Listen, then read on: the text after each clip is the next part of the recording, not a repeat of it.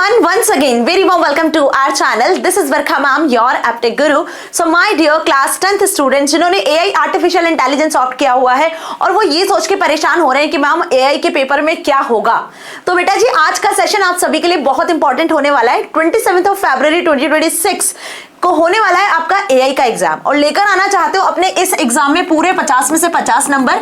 तो आज के सेशन में हम डिस्कस करेंगे एक ऐसा सैंपल पेपर जो ये बताएगा कि आपके बोर्ड एग्जाम का पेपर कैसा होगा, कितने मार्क्स के क्वेश्चंस होंगे, कहां कहां चॉइस मिलेगी, कहां नहीं मिलेगी। इस बार जो CBSE ने पैटर्न बदला है उसके अकॉर्डिंग किस टाइप के क्वेश्चंस आपसे पूछे जाएंगे, जो सिलेबस में बदलाव हुए, यूनिट्स में चेंजेस हुए हैं, उसके हिसाब से आपको ये सैंपल पेपर पूरा मिलेगा क्योंकि ये एक रामबाण का काम करता है। अभी तक भी यदि आपने पढ़ाई शुरू नहीं की है तो सैंपल पेपर को ध्यान में रखकर अपनी पढ़ाई शुरू कर दो। ऑलरेडी वीडियोस अवेलेबल है जिनका लिंक आपको डिस्क्रिप्शन में मिल जाएगा AI के सारे चैप्टर्स का, ठीक है। चलिए तो AI का sample paper question paper session 25-26 का आज इस सेशन में हम डिस्कस करने वाले हैं क्लास 10th का, और ये जानेंगे कि आखिर आपका पेपर होने वाला है जो वो कैसा होगा। तो जब भी पेपर आपके हाथ में आएगा 27 फरवरी को, तो उसमें आपको मिलेंगे कुछ इंस्ट्रक्शंस और वो जनरल इंस्ट्रक्शंस बिल्कुल वैसे ही होंगे जैसे मैं अब आपको बताने वाली हूं, और उन इंस्ट्रक्शंस को एक बार जरूर पढ़ लेना, ये सोच के मत छोड़ देना कि हमने पढ़ तो रखे हैं, है ना। उन इंस्ट्रक्शंस में क्या लिखा होगा कि आपका पेपर जो होगा वो होगा 2 घंटे का, तो ये सोच के मत बैठना कि 3 घंटे आपको मिलेंगे बाकी सारे पेपर्स की तरह। AI का पेपर होगा 50 नंबर का और वो भी होगा आपका 2 आवर्स का, ध्यान रखना। 50 मार्क्स का क्या मैम, तो 50 मार्क्स का होगा आपका थ्योरी और 50 मार्क्स का होगा आपका प्रैक्टिकल। प्रैक्टिकल ऑलरेडी सारे स्कूल्स में स्टार्ट हो चुके हैं और नहीं हुए हैं तो जनवरी मंथ के अंदर 14 जनवरी के पहले पहले आपके प्रैक्टिकल्स भी फिनिश हो जाएंगे। तो यदि आपके टीचर ने प्रोजेक्ट फाइल वाइवा लिया हुआ है या जो पोर्टफोलियो वगैरह या जो भी आपको प्रोजेक्ट दिया हुआ है वो सही टाइम पर बना के सबमिट कर देना, तो आपको आराम से पूरे नंबर मिल जाएंगे, ठीक है। और रही बात प्रैक्टिकल में क्या आएगा, तो बेटा पाइथन प्रोग्रामिंग वाला पार्ट आपके प्रैक्टिकल में पूछा जाएगा जो ऑलरेडी हम डिस्कस कर चुके हैं। लेकिन अब यदि बात करें थ्योरी की, जो मेन प्रॉब्लम होती है वो तो यही होती है मैम कि थ्योरी में समझ नहीं आता है कि लिखे क्या, क्योंकि थ्योरी में मेजर पार्ट आपसे पूछा जाएगा। थ्योरी में natural language processing, computer vision, deep learning, neural network, जो जो आपके AI के मेन चैप्टर्स यूनिट से वो सब आएंगे। AI क्या होता है, AI की प्रोजेक्ट साइकिल क्या है, AI एडवांस कॉन्सेप्ट्स क्या क्या है, वो सारे यूनिट्स आपके इन 50 मार्क्स के क्वेश्चंस में आपको देखने को मिलेंगे, है ना। तो प्रिपरेशन हमें ऐसी करनी है कि पूरे 50 में से 50 नंबर हम लेकर आ जाए, क्योंकि इस बात का इतिहास भी गवाह है AI में IT में बच्चे आराम से स्कोर करते हैं। अब IT वाले यदि मुझे सुन रहे हैं तो ऑलरेडी हम सैंपल पेपर IT का डिस्कस कर चुके हैं जिसका लिंक डिस्क्रिप्शन में जाके देख लेना, ठीक है जी। चलिए तो पहले इंस्ट्रक्शंस आपको जो दी रहेंगी उसमें सारी इंस्ट्रक्शंस को केयरफुली आपको पढ़ना होगा। दूसरी बात, आपको टोटल नंबर ऑफ जो क्वेश्चंस मिलने हैं वो मिलेंगे 21 क्वेश्चंस आपको अपने पेपर में देखने को मिलेंगे जो कि सेक्शन A और B में डिवाइडेड होंगे। बाकी सारे सब्जेक्ट्स में जो सेक्शंस होते हैं वो section A B C D E तक भी जाते हैं, लेकिन आपको इस अपने AI के पेपर में सिर्फ 2 ही सेक्शन देखने को मिलेंगे, ठीक है। सेक्शन A में होंगे objective type question, section B में होंगे सब्जेक्टिव टाइप क्वेश्चंस, ठीक है। ऑब्जेक्टिव टाइप क्वेश्चंस मींस जिसमें आपको MCQ टाइप क्वेश्चंस देखने को मिलेंगे, सही आंसर टिक कर देना। और वहीं यदि बात करूं सब्जेक्टिव टाइप क्वेश्चंस, तो क्वेश्चंस दिए रहेंगे, आंसर्स आपको लिखने होंगे। अब टोटल नंबर ऑफ जो क्वेश्चन है 21, क्या पूरे 21 क्वेश्चंस ही अटेम्प्ट करना है मैम? अगर 21 क्वेश्चन दिए हैं पेपर में तो नहीं, 21 में से आपको जो अटेम्प्ट करने होंगे वो होंगे total 15 question. There is a choice, understood. Total कितने क्वेश्चन आपको अटेम्प्ट करने होंगे? 21 में से 15। अब क्योंकि आपकी बुक पार्ट A और पार्ट B में डिवाइडेड है, ये आपको बहुत अच्छे से पता है। Part A employability skills है और पार्ट B आपका जो है वो सब्जेक्ट स्पेसिफिक स्किल्स है। तो पार्ट A और पार्ट B के हिसाब से क्वेश्चंस आपके ये 21 क्वेश्चंस बनेंगे जिनमें से टोटल 15 आपको अटेम्प्ट करने होंगे, ठीक है। अब यहाँ जो क्वेश्चंस होंगे 21, उसका डिवीजन कुछ इस तरीके से होगा 5 + 16, ठीक है। और जो आपको अटेम्प्ट करने होंगे उनमें ये 5 जो क्वेश्चन है वो कंपलसरी है, बाकी 16 में से 10 आपको अटेम्प्ट करने होंगे। अब आखिर ये 5 और 16 का क्या लोचा है वो समझते हैं। सुनो, section A objective type questions जो कि 24 नंबर का होगा, मतलब 24 ऑब्जेक्टिव्स आपको यहां मिलेंगे, ठीक है। और सेक्शन B सब्जेक्टिव टाइप जो कि 26 मार्क्स का होगा, जहां 26 मार्क्स के क्वेश्चंस होंगे, 1 नंबर 2 नंबर 4 नंबर के हिसाब से। Understood this thing. तो यहां पे हो गए टोटल आपके जो क्वेश्चन हो गए 50 मार्क्स के। अब सेक्शन A में टोटल मिलेंगे 5 क्वेश्चंस। अब आप सोच रहे हो मैम 5 क्वेश्चन लेकिन 24 मार्क्स, ये कैसे पॉसिबल है? तो बेटा इन 5 क्वेश्चंस के अंदर आपको सब क्वेश्चंस मिलेंगे जो कि 24 मार्क्स के ऑब्जेक्टिव्स होंगे, जो कि लगभग 24-28 क्वेश्चंस होंगे, जिनमें फिर फर्दर आपको चॉइस मिलेगी। तो टेंशन मत लो, इन ऑब्जेक्टिव टाइप क्वेश्चंस में भी हर एक क्वेश्चन में आपको चॉइस मिलेगी, हर एक 5 क्वेश्चन में आपको चॉइस मिलेगी, ठीक है। तो जो बेस्ट आते होंगे वो क्वेश्चंस आपको अटेम्प्ट करना है, कोई निगेटिव मार्किंग नहीं होगी, हर एक क्वेश्चन के आगे एक नंबर के जो मार्क्स है वो अलॉटेड होंगे। सेक्शन बी में आ जाओगे तो यहां मिलेंगे 16 क्वेश्चंस, जो 16 में से आपको सिर्फ 10 क्वेश्चंस अटेम्प्ट करने होंगे। तो एक्चुअल जो चॉइस है नंबर ऑफ क्वेश्चंस की वो यहां पर है कि 16 में से कोई 10 क्वेश्चन अटेम्प्ट करना है, और यहां पूरे 5 के 5 कंपलसरीली अटेम्प्ट करना है, लेकिन इंडिविजुअल 5 के अंदर आपको चॉइस दी रहेगी, ठीक है। बात समझ में आ गई? सारे क्वेश्चंस आपको अटेम्प्ट करने, जैसे इंस्ट्रक्शंस दिए वैसे करना है। चलो अब स्टार्ट कर लेते हैं सेशन, और सेक्शन ए के साथ में शुरुआत करते हैं मल्टीपल चॉइस क्वेश्चंस में। क्वेश्चन नंबर 1, टोटल 5 क्वेश्चन यहां मिलेंगे, फिर से बता रही हूं। क्वेश्चन नंबर 1 दिया गया है, answer any 4 out of given 6 questions on employability skills. मतलब ये भी ध्यान रखना कि जब आप पेपर खोलोगे, सेक्शन नंबर ए मिलेगा, तो उसमें जो पहला क्वेश्चन मिलेगा जिसमें आपको एमसीक्यू टाइप क्वेश्चंस दिए रहेंगे, और 6 में से कोई 4 क्वेश्चन आपको करने होंगे, और ये क्वेश्चन होगा बेस्ड आपका पार्ट ए पर, जिसका नाम है एम्प्लॉय एबिलिटी स्किल्स, जहां आपने 5 यूनिट पढ़ी है, communication skills, green skills, entrepreneurial skills, ICT skills, self management skills, वही 5 यूनिट पर बेस्ड ये क्वेश्चन होगा, ठीक है। तो टोटल पार्ट ए से जो क्वेश्चंस आएंगे वो 10 नंबर के होंगे। पहले 5 एमसीक्यूज होंगे, दूसरे 5 आपको सेक्शन बी में मिलेंगे या सेक्शन ए में मिलेंगे, ठीक है। और पार्ट ए से जो क्वेश्चंस आएंगे वो होंगे 40 मार्क्स के, ठीक है, जिसमें बेसिकली अगेन आपको कुछ एमसीक्यूज और सब्जेक्टिव टाइप क्वेश्चंस मिलेंगे। तो ये 40 मार्क्स के जो क्वेश्चंस होंगे उसमें 1 मार्क के क्वेश्चन होंगे, 2 मार्क क्वेश्चन होंगे और 4 मार्क क्वेश्चंस होंगे, ध्यान रखना। लेकिन पार्ट ए से जो क्वेश्चन आएंगे वो 1 मार्क और 2 मार्क के होंगे, ठीक है। तो यहां से आपको लॉन्ग आंसर नहीं करना है, लॉन्ग आंसर जो करना है वो आपको पार्ट बी से करना है, part be subject specific skills. ऐसे मिला के टोटल 50 नंबर का आपका पेपर बनेगा। समझ में आ गई बात कि पार्ट ए से 10 नंबर के क्वेश्चंस पूछे जाएंगे, वो भी सिर्फ शॉर्ट एमसीक्यू और शॉर्ट, तो यहां से आपको लॉन्ग आंसर प्रिपेयर नहीं करना। और पार्ट बी से 40 नंबर के क्वेश्चंस बनेंगे, जिसमें long answers, MCQ, short answer सब होंगे, ओके। अब पहला क्वेश्चन आपको दिया हुआ है जो एम्प्लॉय एबिलिटी स्किल्स पर होगा, 6 में से कोई 4 करना जो अच्छे बेस्ट तरीके से आते हो, चॉइस यहां मिल रही है। अब पहला क्वेश्चन दिया हुआ है स्क्रीन पर, which type of non verbal communication is shown by actions like raising a hand to greet और pointing a finger at someone. ये किस टाइप का नॉन वर्बल कम्युनिकेशन है ये आपको बताना है, जिसमें आप किसी को ग्रीट करते हो, किसी को आप बेसिकली एक्शंस के थ्रू बता रहे होते हो चीजें, that is facial expression, posture, gesture या आई कॉन्टैक्ट, क्या कहते हैं इसे। तो ऑब्वियसली बातें देखकर ही समझ में आ रहा है मैम कि नॉन वर्बल में कोई वर्ड्स का हम यूज नहीं करते हैं, तो इसे हम कहते हैं गेस्चर्स, जिसमें आप फिंगर पॉइंट करके या हाई या बाय करते हो ना, हैंड गेस्चर्स के थ्रू जो समझाते हो, ठीक है। Basically by actions like raising a hand to greet और pointing a finger at someone, ठीक है। तो इसे हम क्या कहते हैं, गेस्चर्स कहते हैं। Clear. Now second, you take ownership of a task completed sincerely and report honestly even if it is delayed. देखो ये क्वेश्चन जो दिया हुआ है ये है एक कॉम्पिटिटिव बेस्ड क्वेश्चन, ठीक है। जो सीबीएसई ने इस बार पैटर्न में बदलाव किए वो यही है ना, कि आपको क्वेश्चन सीधा सीधा नहीं पूछा जाएगा, आपसे क्वेश्चन घुमा के पूछा जाएगा, है ना। लेकिन अगर आपको कॉन्सेप्ट्स क्लियर है, पार्ट ए हम पूरा डिस्कस कर चुके हैं, पूरा एक कंप्लीट वीडियो 5 यूनिट में मैंने एक ही वीडियो में एक्सप्लेन कर दिया है 5 यूनिट को, वो वीडियो का लिंक भी डिस्क्रिप्शन में जाके देखना, ठीक है। तो ये ऐसे घुमा के क्वेश्चंस पूछे जाएंगे आपसे कि suppose you take ownership of a task completed sincerely and report honestly even if it is delayed, भले ही डिलेड भी हुआ होगा तो भी आपने अपने टास्क को कंप्लीट किया है sincerely, honestly, which of the following best describes this behaviour. अब आपके इस बिहेवियर को ऑप्शन में से देख के बताओ कौन सा ऑप्शन है जो कि बेस्ट डिस्क्राइब करता है as one of the skill you must master to succeed in life. कौन से स्किल की बात यहां पे की जा रही है जो कि आपको अपने लाइफ में सक्सेसफुल बनाने में हेल्प कर रहा है, that is self awareness, responsibility, time management, adaptability. तो ये सेल्फ मैनेजमेंट स्किल से लिया गया क्वेश्चन है, ठीक है। यहां पे करेक्ट आंसर होना चाहिए दैट इज रिस्पॉन्सिबिलिटी। जब भी आप कोई भी टास्क सिंसियरली कंप्लीट कर देते हो, ऑनेस्टली कंप्लीट करते हो, मतलब you are the responsible for that task, है ना। तो यहां पे क्या कहोगे आप इसको, responsibility, okay. Now which of the following is not one of the suggested step to manage emotional intelligence. Option में से देख के बताना है कि कौन सी ऐसी स्टेप है जो कि बेसिकली इमोशनल इंटेलिजेंस को सजेस्ट नहीं कर रही, जो इमोशनल इंटेलिजेंस को मैनेज करने के लिए सजेस्ट नहीं कर रही है, ठीक है। बेसिकली जो इमोशनल इंटेलिजेंस से रिलेटेड नहीं है, ये नॉट पढ़ना ध्यान से, है ना, क्योंकि यहाँ ऑप्शन में बहुत सारी स्टेप्स मिलेगी जो इमोशनल इंटेलिजेंस को बताएगी, बट जो नहीं बताएगी वो एक ही ऑप्शन होगा, ठीक है। Making decisions purely based on emotions, that observing your own behavior to understand your emotions and practices meditation or and yoga to stay calm and thinking rationally before making decisions.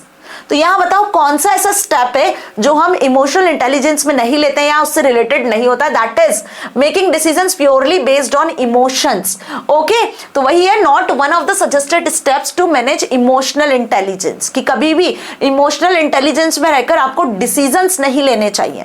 Okay, बाकी ये सारे good practices है, good steps है. Observing your own behaviour to understand your emotions, है ना. Now practising meditation in yoga to stay calm and thinking rationally before making any decisions, right? So these are the steps जो कि अगर आप emotional intelligence के through लेते हो तो good होती है, but this is not, है ना. इमोशनल रहकर कभी भी कोई डिसीजन नहीं रहना चाहिए, राइट.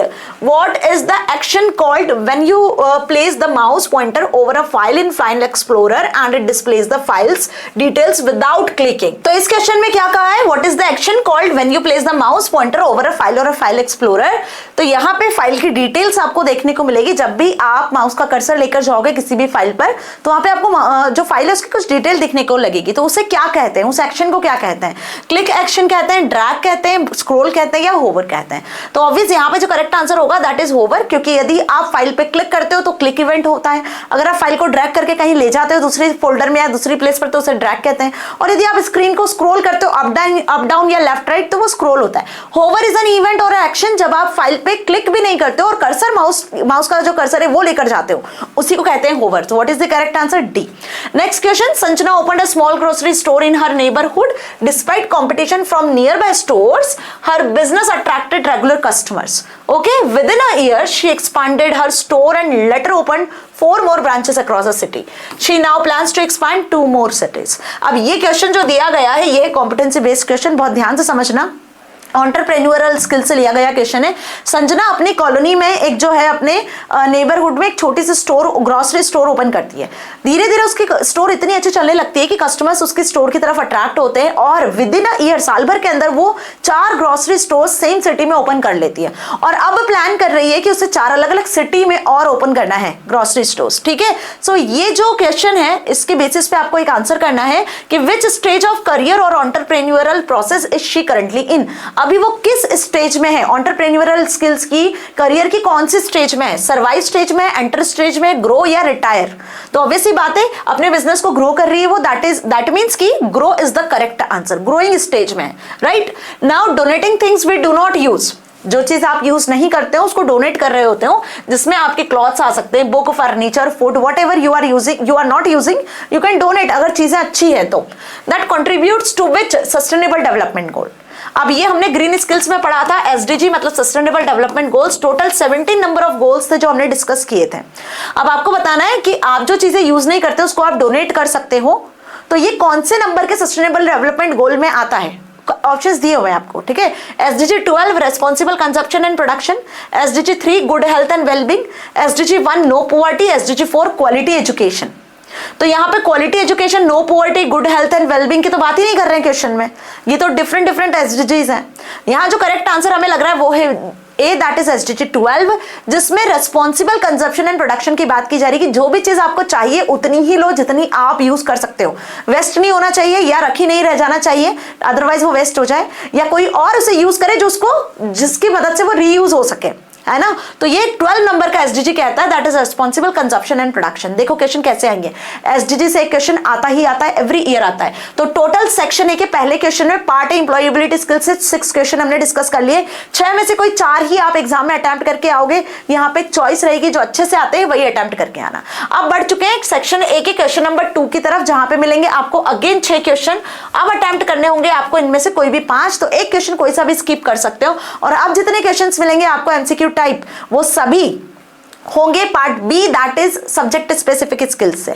ठीक है, तो पार्ट ए के 4 क्वेश्चंस ऑलरेडी हमने डिस्कस कर लिए. अब मिलेंगे आपको टोटल 20 क्वेश्चंस 4 क्वेश्चंस में बचे हुए हैं. ओके, दिया हुआ है पहला question with respect to the type of data fed into a the AI model can be broadly classified into dash domains. Simple सी बात पूछी है यहाँ पर कि एआई के कितने डोमेन्स हैं, कौन कौन से मेजर डोमेन्स हैं, जिस पर हमने डिस्कशन किया था यूनिट नंबर 2 में। ठीक है, तो वही आपको बताना है यहाँ पे कि जब आप एआई मॉडल में डेटा फेड करते हो तो किन चीजों को ध्यान में रखकर with respect to type of data fed into AI model. तो एआई मॉडल को बेसिकली हम क्लासिफाई करते हैं कुछ डोमेन्स में। तो वो कितने नंबर ऑफ डोमेन्स होते हैं, 1, 2 और 3 डोमेन्स होते हैं, है ना। मशीन लर्निंग, डीप लर्निंग, पता है, याद है ना, वो 3 मैंने आपको पढ़ाए थे यहाँ पर। Computer vision, natural language processing तो बहुत सारे होते हैं वैसे। मशीन लर्निंग, डीप लर्निंग, ये बेसिक यहाँ पर मेजर डोमेन्स होते हैं, and computer vision. Okay, now second question दिया है असर्शन रीजन बेस्ड। अभी असर्शन रीजन टाइप के क्वेश्चंस भी आपके पेपर में आपको देखने को मिलेंगे। पहले तो आईटी के पेपर में नहीं हुआ करते थे, लेकिन इस साल से तो पेपर पैटर्न बदला है, तो आईटी में भी आपको असर्शन रीजन क्वेश्चंस देखने को मिलेंगे, और एआई में तो स्टार्टिंग से ही असर्शन रीजन टाइप क्वेश्चंस होते हैं। अब असर्शन रीजन टाइप क्वेश्चंस में 2 आपको स्टेटमेंट दिखेंगे, आपको बताना है कि स्टेटमेंट ट्रू है या फॉल्स है। आपको यह बताना है कि पहला जो स्टेटमेंट है वो फॉल्स है या ट्रू है, और यदि दोनों स्टेटमेंट ट्रू होते हैं, तो रीजन जो दिया हुआ है वो इसका करेक्ट एक्सप्लेनेशन है या इसका करेक्ट एक्सप्लेनेशन नहीं है। ये 4 ऑप्शन आपको देखने को मिलेंगे। तो इसके लिए आपको क्या करना है, इसके लिए आपको असर्शन रीजन दोनों बहुत केयरफुली पढ़ना होगा पहले, और ये आइडेंटिफाई करना है कि दोनों ट्रू है या फॉल्स है, पहली चीज। तो पहले पढ़ लेते हैं। Virtue based framework focuses on the character and intentions of individuals involved in decision making. ठीक है, अब बताओ ये ट्रू है या फॉल्स है। असर्शन देखो क्या दिया हुआ है, virtue based framework evaluates whether actions align with principles such as honesty, compassion and integrity. अब बी वाला रीजन भी पढ़ के ये बताना है कि ये ट्रू है या फॉल्स है। तो मेरे अकॉर्डिंग तो यहाँ पे दोनों मुझे ट्रू लग रहे हैं। अब दोनों अगर ट्रू लग रहे हैं तो ये बताना है क्या रीजन इसका करेक्ट है या नहीं है। तो इस हिसाब से 4 ऑप्शंस आपको यहाँ देखने को मिलेंगे कि both A and R correct, then R is the correct explanation of A. Both A and R are correct and R is not the correct explanation of A. A is correct, R is incorrect, A is incorrect और R is correct. तो according to this question आपका जो answer होने वाला है वो है A, that is A and R correct and R is the correct explanation of A, because virtue based framework जो होता है वो फोकस करता है कैरेक्टर्स पर।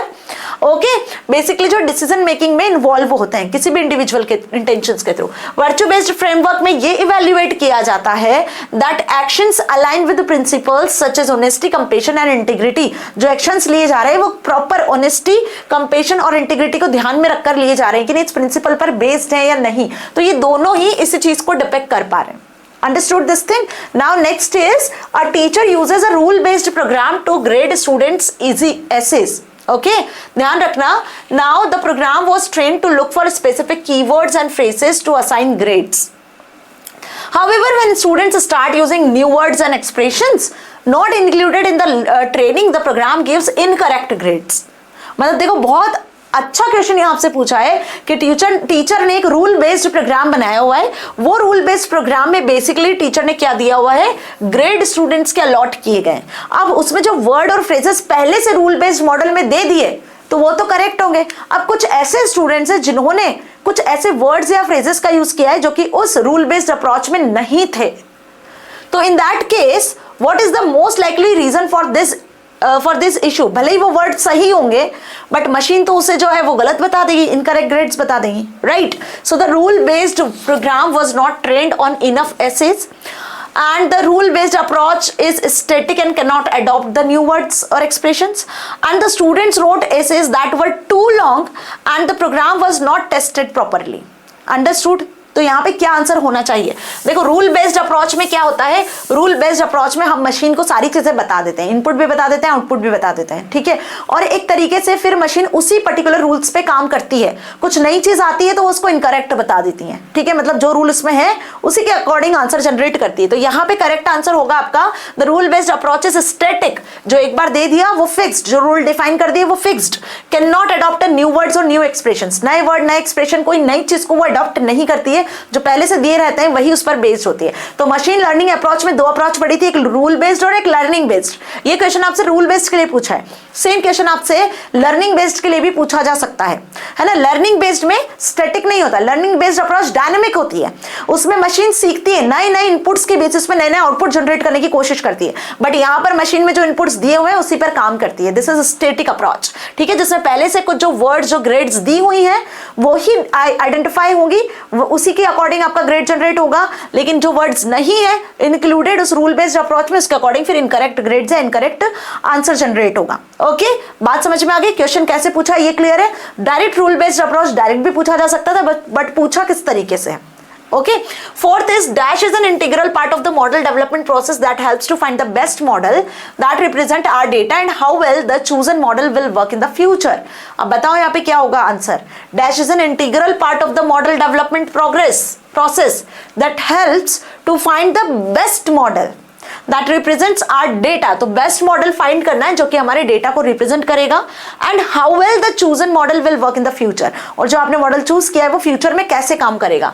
तो इसे क्या कहते हो आप? मॉडल डेवलपमेंट प्रोसेस का कौन सा ऐसा इंटीग्रल पार्ट होता है? So answer is evaluation. Obvious ही बात है, कोई भी एआई मॉडल जब आप बनाते हो तो उसके अलग अलग फेजेस होते हैं, उसके अलग अलग स्टेप्स होते हैं जो हमने एआई प्रोजेक्ट साइकिल में पढ़े थे। पहले आप डिजाइन करते हो, फिर आप डेटा कलेक्ट करते हो, मतलब आप पहले रिक्वायरमेंट गैदर करते हो, गोल डिसाइड करते हो, डेटा कलेक्ट करते हो, फिर डिजाइनिंग करते हो। डिजाइन करने के बाद में जब एक बार आपका एआई मॉडल कंप्लीट हो जाता है तो उसे टेस्ट करते हैं, इवैल्यूएट करते हैं। So this is what, this is evaluation, है ना। Now next is dash is the mainly focused on enhancing raw input images और preparing them for other task such as rescaling, correcting brightness or changing tones. It is a subset of dash. Question ध्यान से समझना, यहाँ पे बात की जा रही है रॉ इनपुट इमेजेस की, ठीक है। कौन सा ऐसा टूल है या एआई में जो कि रॉ इनपुट इमेजेस पे फोकस करता है, उनको इनहैंस करने की कोशिश करता है, जैसे कि इमेज को रीस्केल करना, इमेज को करेक्ट करना, उसकी ब्राइटनेस बढ़ाना, टोन चेंज करना, ठीक है। इमेज पे प्रोसेसिंग पर हेल्प करता है, जो किसका सबसेट है, जो किसी चीज का सबसेट भी है। ऑप्शन से computer vision image processing, machine learning artificial intelligence, image processing computer vision, और ऑब्जेक्ट डिटेक्शन इमेज प्रोसेसिंग। तो बात तो इमेज की जा रही है मैम, इमेज प्रोसेसिंग तो हो गया ऑब्वियसली। इमेज को ही प्रोसेस करते हो जब भी जाके इमेज आपकी रीस्केल होती है, करेक्ट होती है, ब्राइटनेस, लेकिन ये किस फील्ड में है? ये बेसिकली एआई का कौन सा टेक्निक कहलाता है? तो इसे हम कंप्यूटर विजन कहते हैं। तो what is the correct answer? Image processing and computer vision. Image processing ही है जिसमें हम क्या करते हैं, इमेज को रीस्केल करते हैं, उसकी ब्राइटनेस और इमेज को एनहांस करने की कोशिश करते हैं, और ये जिसका सबसेट है इमेज प्रोसेसिंग, वो कंप्यूटर विजन टेक्निक है, जो कि एआई में अपने आप में बहुत धमाकेदार टेक्निक है। सेल्फ ड्राइविंग कार्स वगैरह जो है वो कैसे इमेज को, ऑब्जेक्ट को डिटेक्ट करते हैं, इमेज को कैसे प्रोसेस करते हैं, कंप्यूटर विजन के थ्रू ही। ओके, चलिए 6 क्वेश्चन नंबर 2 का आखिरी क्वेश्चन। कोई भी 5 आपको सही अटेम्प्ट करके आने हैं। State true and false. अभी देखो, जो बच्चे सोच रहे हैं कि ma'am fill in the blanks true and false नहीं आएंगे, सिर्फ एमसीक्यूज ही आएंगे, तो बेटा सीबीएसई आपको ट्रू फॉल्स भी पूछेगा, फिलअप भी पूछेगा। किस तरीके से पूछेगा ये देखो, तो ट्रू फॉल्स भी पूछे जा सकते हैं, उसको अवॉइड मत करना। In a natural language, it is important to understand that a word can have multiple meanings and meanings fit into the statement according to the context of it. अगर हम natural language की बात करें तो ये important होता है समझना that the word can have multiple meanings. Obvious सी बात है, आप जिस भी लैंग्वेज में बात करते हो उसमें एक वर्ड के मल्टीपल मीनिंग्स होते हैं या नहीं होते। फायर की बात किया तो फायर का मतलब एक होता है कि जॉब से हटा देना, किसी चीज से रिमूव कर देना, और एक फायर का मतलब ये भी होता है कि आग लग जाना, है ना, आग को भी फायर कहते हैं। ऐसे बहुत सारे वर्ड्स हैं जिनके 2 से ज्यादा मतलब, 1 से ज्यादा मतलब होते हैं, 2 भी होते हैं, 4 भी होते हैं कभी कभी। तो यहाँ पे वही बताया कि natural language it is important to understand the word can have multiple meanings. ये समझ पाना बहुत डिफिकल्ट होता है, and the meanings fit into the statement according to the context of it, और वो मीनिंग उसी कंटेक्स्ट में फिट हो रहा है कि नहीं, ये भी समझ पाना थोड़ा डिफरेंट होता है। तो बेसिकली ये ट्रू है या फॉल्स है? Yes, it is true. Sometimes हम ये नहीं समझ पाते हैं कि किस कंटेक्स्ट में बात की जा रही है, और ये मशीन को समझाना भी उतना ही डिफिकल्ट होता है, क्योंकि मशीन में आपको डेटा फीड करना होता है अकॉर्डिंग टू दिस। ओके, सो हम क्या कहेंगे इसको कि यस इट इज इंपॉर्टेंट। ये जरूरी है कि एक वर्ड के अगर मल्टीपल मीनिंग हो तो हमें उसी कंटेक्स्ट के साथ में उसको समझना। Understood this thing? Now question number 3, that is answer any 5 out of given 6 questions. अब क्वेश्चन 2 कंप्लीट हो गया, क्वेश्चन 3 की बात कर रहे हैं। तो यहाँ पे आपको अब 6 में से अगेन कोई 5 क्वेश्चंस करना है। These are the MCQ type questions. First question दिया हुआ है, a self driving car fails to detect pedestrians crossing at night resulting in near accident. अब ध्यान से समझ लो कि जो self driving car AI enabled बनाई हुई है ना, नाइट टाइम पर अगर कोई पेडिस्ट्रियंस रोड क्रॉस करता है तो उस नाइट टाइम पर अंधेरे में जो ऑब्जेक्ट्स हैं, जो पेडिस्ट्रियंस है, उसको डिटेक्ट नहीं कर पाती है सेल्फ ड्राइविंग कार, जिसकी वजह से एक्सीडेंट जैसे केसेस हो सकते हैं। So which domain of AI technology should be enhanced to improve safety. यहाँ पर एक्सीडेंट्स को रोकने के लिए, सेफ्टी को इंप्रूव करने के लिए एआई का कौन सा कौन सा यहाँ पर डोमेन है एआई बेस्ड, कौन सी टेक्नोलॉजी जिसको हमें इंप्रूव करना पड़ेगा, जिससे रात में भी जो बेसिकली पेडिस्ट्रियंस है या रोड पे कोई भी ऑब्जेक्ट है वो क्लियरली विजिबल हो सके और एक्सीडेंट्स को बचाया जा सके। तो यहां पर इसे हम नेचुरल लैंग्वेज प्रोसेसिंग कहेंगे, स्टैटिस्टिकल डेटा कहेंगे, रिकमेंडेशन सिस्टम कहेंगे या कंप्यूटर विजन कहेंगे। भाई मशीन्स के पास में, एआई मॉडल्स के पास में आंखें तो होती नहीं है मैम। जब आंखें नहीं होती है तो वो चीजों को कैसे डिटेक्ट करते हैं? कैमरास के थ्रू। उसके पास, एआई के पास एक टेक्निक है, एआई में एक टेक्निक यूज की जाती है, टेक्नोलॉजी यूज की जाती है जो इमेज को प्रोसेस करती है, जिसे कहते हैं कंप्यूटर विजन, है ना। तो यहाँ पे वो कौन सी टर्म होगी? कंप्यूटर विजन होगी, जिसे हमें और इनहैंस करना होगा। जितना ज्यादा ये अच्छे से इनहैंस्ड होगा, जितना ज्यादा सही काम करेगा, उतना ज्यादा इस पर्टिकुलर सेल्फ ड्राइविंग कार से वो हर एक मोड में, चाहे डे टाइम हो चाहे नाइट टाइम हो, प्रॉपरली वर्क कर पाएगा। ठीक है। Now second, in the given fruit database what do we call fruit colour and prices. अब बहुत ध्यान से समझना, ये जो क्वेश्चंस हैं बहुत चुन चुन के सीबीएसई ने सैंपल पेपर में डाले हैं और इसको सैंपल पेपर में रखने से ये आपको क्लैरिफिकेशन हो रहा होगा, समझ में आ रहा होगा कि बेटा इस टाइप के क्वेश्चन एग्जाम में आएंगे। तो अब हमें जो प्रैक्टिस करनी है वो चैप्टर रीडिंग करनी है, चैप्टर समझना है, वीडियोस आपको मेरे देख लेना है जिसमें मैंने सारी चीजें क्लियर की हुई है। उसमें मैंने ये भी बताया कि क्वेश्चन किस टाइप के आएंगे और अब कैसे क्वेश्चन की प्रैक्टिस करनी है, और इसी के सेशंस अब धमाकेदार लेकर आने वाली हूँ आगे के टाइम में। ठीक है। तो आपको करना क्या, जो बचे हुए टाइम में वीडियोस आएंगे ना वो केयरफुली देखना। ठीक है, मैराथन एंड ऑल। नाउ यहाँ पे बताना है कि ये जो भी डेटा सेट आपको दिख रहा है, एक टेबुलर फॉर्मेट में ये डेटा सेट आपको दिख रहा है जिसमें फ्रूट कलर और प्राइस लिखा हुआ है। क्या लिखा हुआ है? फ्रूट कलर और प्राइस। तो अलग अलग फ्रूट है, चेरी, ऑरेंज, बनाना, ग्रेप, उनके कलर्स हैं, उनका प्राइस दिया हुआ है। तो ये जो डेटाबेस है इसे आप क्या कहोगे? इंस्टेंस, वैल्यूज, मॉडल्स या फीचर्स। किसी डेटा की फर्दर प्रॉपर्टीज, कोई डेटा आपने दिया है उसकी फर्दर प्रॉपर्टीज, उसके फर्दर आप जो भी उसके फीचर्स को डिस्कस कर रहे हो तो इसे ऑब्वियस हम क्या कहेंगे? फीचर्स कहेंगे, है ना। तो यहाँ पे करेक्ट आंसर होगा डी, दैट इज फीचर्स। किसी एक डेटा के फर्दर उसकी डिटेल के बारे में आप बात कर रहे हो तो वो उस डेटा के फीचर्स में आ जाता है। ठीक है।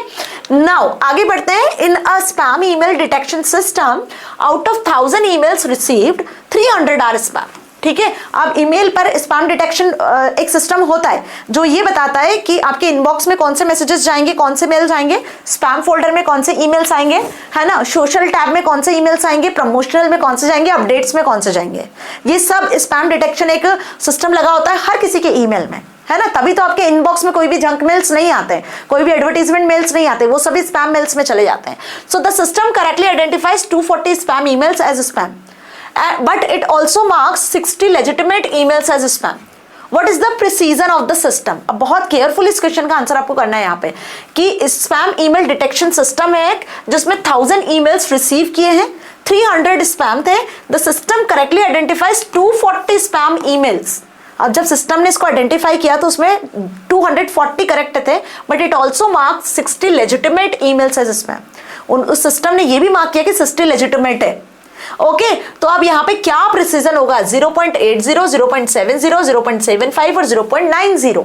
तो इसको कैसे मशीन के थ्रू कैलकुलेट किया जाएगा ये आपको बताना है। तो यहाँ पर ना बेटा यूज हो रहा है आपका कंफ्यूजन मैट्रिक्स। अगर आपने पहचाना हो तो ये क्वेश्चन लिया गया है आपके कंफ्यूजन मैट्रिक्स से।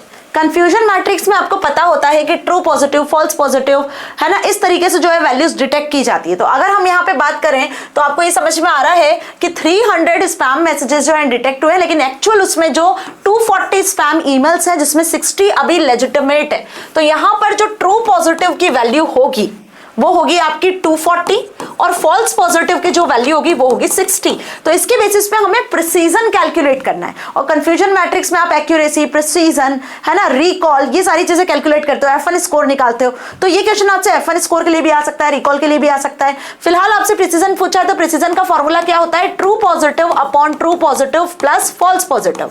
तो इसके अकॉर्डिंग यदि हम देखें तो true positive are 240 and 240 plus false positive is 60। ठीक है जी। तो अब इसको अगर सॉल्व कर लोगे तो 240 अपॉन 300 आ जाएगा, और जब आप इसको डिवाइड करोगे तो यहाँ पे आएगा 5, यहाँ जाएगा 6 4 24, 6 5 30, that is 0.80 is the correct answer. है ना, ए वाला जो आंसर है वो आपका करेक्ट हो जाएगा। तो इस तरीके से इसको सॉल्व करना है और देखो A is the correct answer. Understood. चलिए बढ़ते हैं आगे अगले क्वेश्चन की तरफ। असर्शन रीजन से रिलेटेड क्वेश्चन दिया हुआ है। In a machine learning a model with lower error is considered to perform better on a given data set. बिल्कुल सही है मैम। जो डेटा सेट होता है एआई मॉडल में, डेटा सेट जो आप देते हो उस डेटा सेट के बेसिस पर अगर मशीन कम एरर के साथ में आपको आंसर रिटर्न कर रही है, मीन्स कि वो एआई मॉडल बेटर परफॉर्म कर रहा है। ओके, अब रीजन क्या दिया हुआ ये देखो। Error help us to evaluate how accurately a model can predict both training and unseen data. Error help करता है किसी भी मॉडल को एक्यूरेटली जो है एक्यूरेटली आंसर जनरेट करने में, ये बताने में कि कोई एआई मॉडल कितना अच्छा ट्रेन किया गया और कितने अच्छे तरीके से आंसर जनरेट करके दे पा रहा है, वो भी अनसिन डेटा पर। ऑब्वियस, मशीन को जब आपने कोई डेटा नहीं दिया है और ऐसे अनसिन डेटा पर अगर मशीन आपकी ट्रेनिंग के अकॉर्डिंग सही आंसर जनरेट करके दे रही है तो इट इज गुड ना। सो विच इज वाई, ऐसा क्यों है, it is used to select best performing model. इसलिए हम कहेंगे कि वो मॉडल आपका बेस्ट परफॉर्मिंग मॉडल होगा। तो yes, it is also correct. और ये दोनों में ही लो एरर रेट की ही बात की जा रही है, मशीन की परफॉर्मेंस की बात की जा रही है। तो यहाँ पे क्या करोगे आप, both A and R is correct and R is the correct explanation of A2, है ना, दोनों ही यहाँ ट्रू है। देखो A is the correct answer. ठीक है, चलिए बढ़ते हैं आगे अगले क्वेश्चन की तरफ। फिफ्थ दिया हुआ है, identify the application of computer vision from the given picture. देखो पिक्चर बेस्ड क्वेश्चन भी दिए जाएंगे, जैसे कि पिक्चर आपको यहाँ पे दिख रहा है।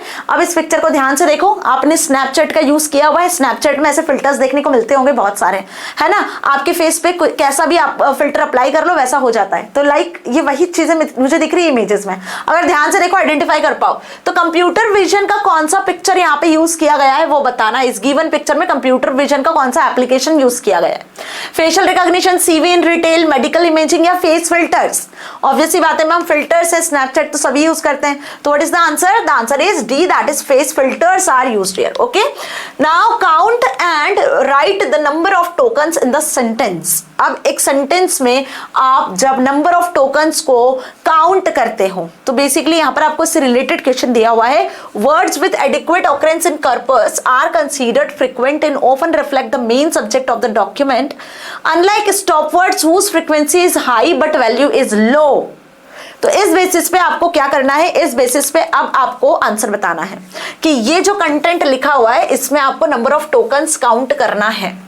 नंबर ऑफ टोकन्स क्या होते हैं आपको पता ही है कि हर एक एक सेंटेंस में, हर एक एक वर्ड में आपको यूनिक वर्ड्स को काउंट करना होता है ना। तो 1 2 3 4 5 6 7 8 9 10 11 12 13 14 15 16 17 18 19 20 21 22 23 24 25 26 27 28 29 30, है ना। तो यहाँ पर देखो टोटल कितने वर्ड्स निकल रहे हैं 30, बट द आंसर इज 32। तो जब भी हम टोकन्स की बात करते हैं तो टोकन्स में बेसिकली पंक्चुएशन मार्क्स को भी काउंट किया जाता है। तो कॉमा और फुल स्टॉप को यदि हम काउंट करेंगे तो ऐसे टोटल मिला के हो जाएंगे आपके 32 टोकन्स इन दिस सेंटेंस। तो अब अच्छे से समझ में आ गया कि ये जो सेंटेंस आपको दिया गया है इसमें से टोटल टोकन्स आपको फाइंड आउट करने थे with punctuations. This is the 32 tokens here, 32 words are here. Okay, चलिए अगला क्वेश्चन दिया हुआ है क्वेश्चन नंबर 4। अगेन यहाँ पर 6 में से कोई 4-5 क्वेश्चन आपको करने हैं और ये आपके पार्ट बी से ही ले गए क्वेश्चन। क्वेश्चन दिया हुआ है what do frameworks provide in the context of problem solving. Problem solving के कंटेक्स्ट में कौन सा फ्रेमवर्क है जो आपको बेसिकली यहाँ पर सही डायरेक्शन प्रोवाइड करता है। मींस कि अगर हम बात करें फ्रेमवर्क की तो step by step guidance, random solutions, legal advice और एथिकल जस्टिफिकेशन। तो बेसिकली अगर आप कोई एआई मॉडल बनाते हो तो आप यहाँ पे क्या करते हो, एआई मॉडल बनाते हो तो डायरेक्टली कोई मॉडल आपका बनके रेडी हो जाता है, उसको टेस्ट कर लेते हो या उसको इवैल्यूएट कर लेते हो? नहीं, हम स्टेप बाय स्टेप प्रोसेस से आगे बढ़ते हैं। तो कोई भी फ्रेमवर्क, कोई भी मॉडल या कोई भी इंफ्रास्ट्रक्चर जब डिजाइन किया जाता है तो कोई भी प्रॉब्लम को जब हम सॉल्व करते हैं इन दैट केस हमें स्टेप बाय स्टेप करना होता है कोई भी काम, है ना। तो यहाँ पे करेक्ट आंसर क्या होगा? A, that is step by step guidance. Now statement 1 और स्टेटमेंट 2। अब अगेन देखो ये सेकंड क्वेश्चन आपको असर्शन रीजन वाला दिया हुआ है। अब इसको देखकर क्या समझ में आ रहा है कि हर एक टाइप के एमसीक्यू क्वेश्चन में आपको असर्शन रीजन के मिले हैं क्वेश्चंस। तो पार्ट बी से असर्शन रीजन के क्वेश्चंस अच्छे से कर लेना। हर एक क्वेश्चन में ये क्वेश्चन दिया गया है ना। असर्शन दिया है the testing data set is a collection of examples given to the model to analyse and learn. Obvious सी बात है, टेस्टिंग डेटा सेट के बेसिस पर ही हम ये पता करते हैं कि मॉडल को आप कैसे एनालाइज कर रहे हो, कैसे सीख रहा है। कोई भी मॉडल किसी भी चीज को एनालाइज करता है, सीखता है तब जब उसमें आप टेस्टिंग डेटा फेस को अप्लाई करते हो, है ना। डेटा सेट के थ्रू डेटा वैल्यूज तो दे दिया, मशीन मशीन ने डेटा कलेक्ट कर लिया, पर अब वो मॉडल सही से काम कर रहा है या नहीं कर रहा है, ये चीजें एनालाइज कब की जाती है, जब आप उसको टेस्ट कर रहे होते हो। तो मैम दिस इज करेक्ट, है ना। आगे बढ़ते हैं। The training data set is used to test the accuracy of the model, which of the following is correct. तो अब आपको ये बताना है कि ट्रेनिंग डेटा सेट जिसमें आप मॉडल की एक्यूरेसी चेक कर रहे होते हो, तो इस बेसिस पे इन चारों में से कौन सा करेक्ट होगा, विच of the following is correct, answer बताना है। ठीक है, तो बेसिकली ये भी तो ट्रू ही लिखा है, तो जब दोनों ट्रू है, यहाँ पे भी टेस्टिंग की बात की जा रही है मॉडल की, यहाँ भी टेस्टिंग की बात की जा रही है, तो on the basis of this both the statements are correct, है ना। Both the statement 1 and 2 both are correct. Okay, तो यहाँ पे ये असर्शन रीजन थोड़ा डिफरेंट टाइप से पूछा है, बट है तो असर्शन रीजन ही। ओके जी, चलिए बढ़ते हैं आगे। A company is using a simple AI model to screen job applicants for an entry level data analysis position. एक कंपनी है जो कि सिंपल एआई मॉडल जो है उसका यूज कर रही है to screen jobs applicants for an entry level data analysis position. Okay, now the model considers 4 key attributes. अब इस मॉडल में 4 की एट्रीब्यूट्स का यूज किया जा रहा है। Each assigned a weight based on importance, हर एक पे वेट बेस्ड वैल्यूज दी हुई है। अब वो क्या है 4 की एट्रीब्यूट्स। पहला तो ये has a degree in data science, जो एम्प्लॉय है जॉब एप्लीकेंट से उसके पास डेटा साइंस की डिग्री है या नहीं, प्रीयर इंटर्नशिप एक्सपीरियंस है या नहीं, प्रोफिशिएंसी है या नहीं पाइथन प्रोग्रामिंग लैंग्वेज में, और स्ट्रॉन्ग कम्युनिकेशन स्किल्स है या नहीं। तो ये 4 जो की एट्रीब्यूट्स यहाँ दिए हुए हैं। On the basis of that जो वेटेज है वो ये है 0.6, 0.4, 0.5 और 0.3 का। ठीक है, अब ये मॉडल जो आंसर जनरेट करता है वो है y। अब on the basis of this a base value of 0.3 is added, एक बेस वैल्यू ऐड कर दी, दैट इज 0.3। यहाँ पे एक बेस वैल्यू ऐड कर दिया। द फॉर्मूला यूज्ड इज, अब on the basis of this base value क्या फॉर्मूला ये लोग अप्लाई कर रहे हैं इस आउटपुट को जनरेट करने के लिए इस मशीन के through, W1x1 plus W2x2 plus W3x3 plus W4x4। अब यहाँ पे W1 x1 ये सब है क्या, तो देखो ये होगा आपके x1 x2 x3 x4, मतलब ये सारी चीजें उस पर्टिकुलर जॉब एप्लीकेंट्स में है या नहीं है, और ये उसका वेटेज वैल्यू मतलब W1 W2 W3 W4, और जो बेस वैल्यू ऐड की है वो है base value b, that is 0.3। तो on the basis of this formula जब आप ये सारी वैल्यूज यहां पुट कर देते हो तो 1 into 0.6 मतलब 0.6 प्लस कर देंगे, है ना। 0 into 0.4 तो यहां पे आ जाएगा 0, प्लस कर देंगे 1 into 0.5 दैट इज 0.5, फिर प्लस करेंगे हम 0.3 into 1 दैट इज 0.3, और बेस वैल्यू क्या दी हुई है 0.3, तो एक 0.3 को और ऐड कर देना। तो टोटल आंसर क्या होगा 6 5 11 12 13 14 15 16 17, है ना, और यहाँ पे 1 आ जाएगा, that is 1.7 is the correct answer. तो अभी आपको समझ में आ गया, हमें y की लेंथ कैलकुलेट करनी थी और y की लेंथ के अकॉर्डिंग इस सिनारियो पे ये आंसर आपको मिल रहा है। अभी W1x1 समझ में आ गए, मल्टीप्लाई कर देना और बेस वैल्यू को लास्ट में ऐड कर देना, है ना, 1 से मल्टीप्लाई करके। तो what is the correct answer 1.2, 1.4, 1.7 या 2.0, तो क्या कैलकुलेट किया हमने 1.7 इज द करेक्ट आंसर। समझ में आ गया कॉन्सेप्ट, किस तरीके से क्वेश्चन आया है। तो ये भी again competency level based question है बेटा, ऐसे क्वेश्चंस आपके आएंगे और इनकी प्रैक्टिस मैं आपको करवाने वाली हूँ। तो बिल्कुल टेंशन और पैनिक में मत जाना कि मैम ऐसे क्वेश्चन सॉल्व कैसे करेंगे, मैं हूं ना, जब बरखा मैम है तो टेंशन की क्या बात है। ओके, फोर्थ दिया हुआ है why it is not recommended to evaluate a machine learning model using the same data on which it was trained. देखो क्या क्वेश्चन पूछा है कि why it is not recommended, ऐसा क्यों रिकमेंड नहीं किया जाता है to evaluate a machine learning model using the same data on which it is trained. जिस डेटा से आप मशीन को एआई मॉडल को ट्रेन कर रहे हो उसी सेम डेटा से आप उसको इवैल्यूएट कर रहे हो और फिर फर्दर उसको दे देना मॉडल, ये रिकमेंड क्यों नहीं किया जाता है। टेस्टिंग डेटा अलग होता है, ट्रेनिंग डेटा अलग होता है, लेकिन जब वो मॉडल रियल वर्ल्ड में काम कर रहा होता है तो वो डेटा अलग होता है। तो ऐसा क्यों नहीं कहा जाता, it helps the model learn faster, it reduces bias in the data set, it improves the performance of the model on unseen data, or it may lead to overfitting and give an overly optimistic accuracy। तो देखो जो data आपने पहले से दिया हुआ है machine हर बार उसी डेटा पे काम करेगी, हर बार उसी डेटा पे जनरेट करेगी रिजल्ट।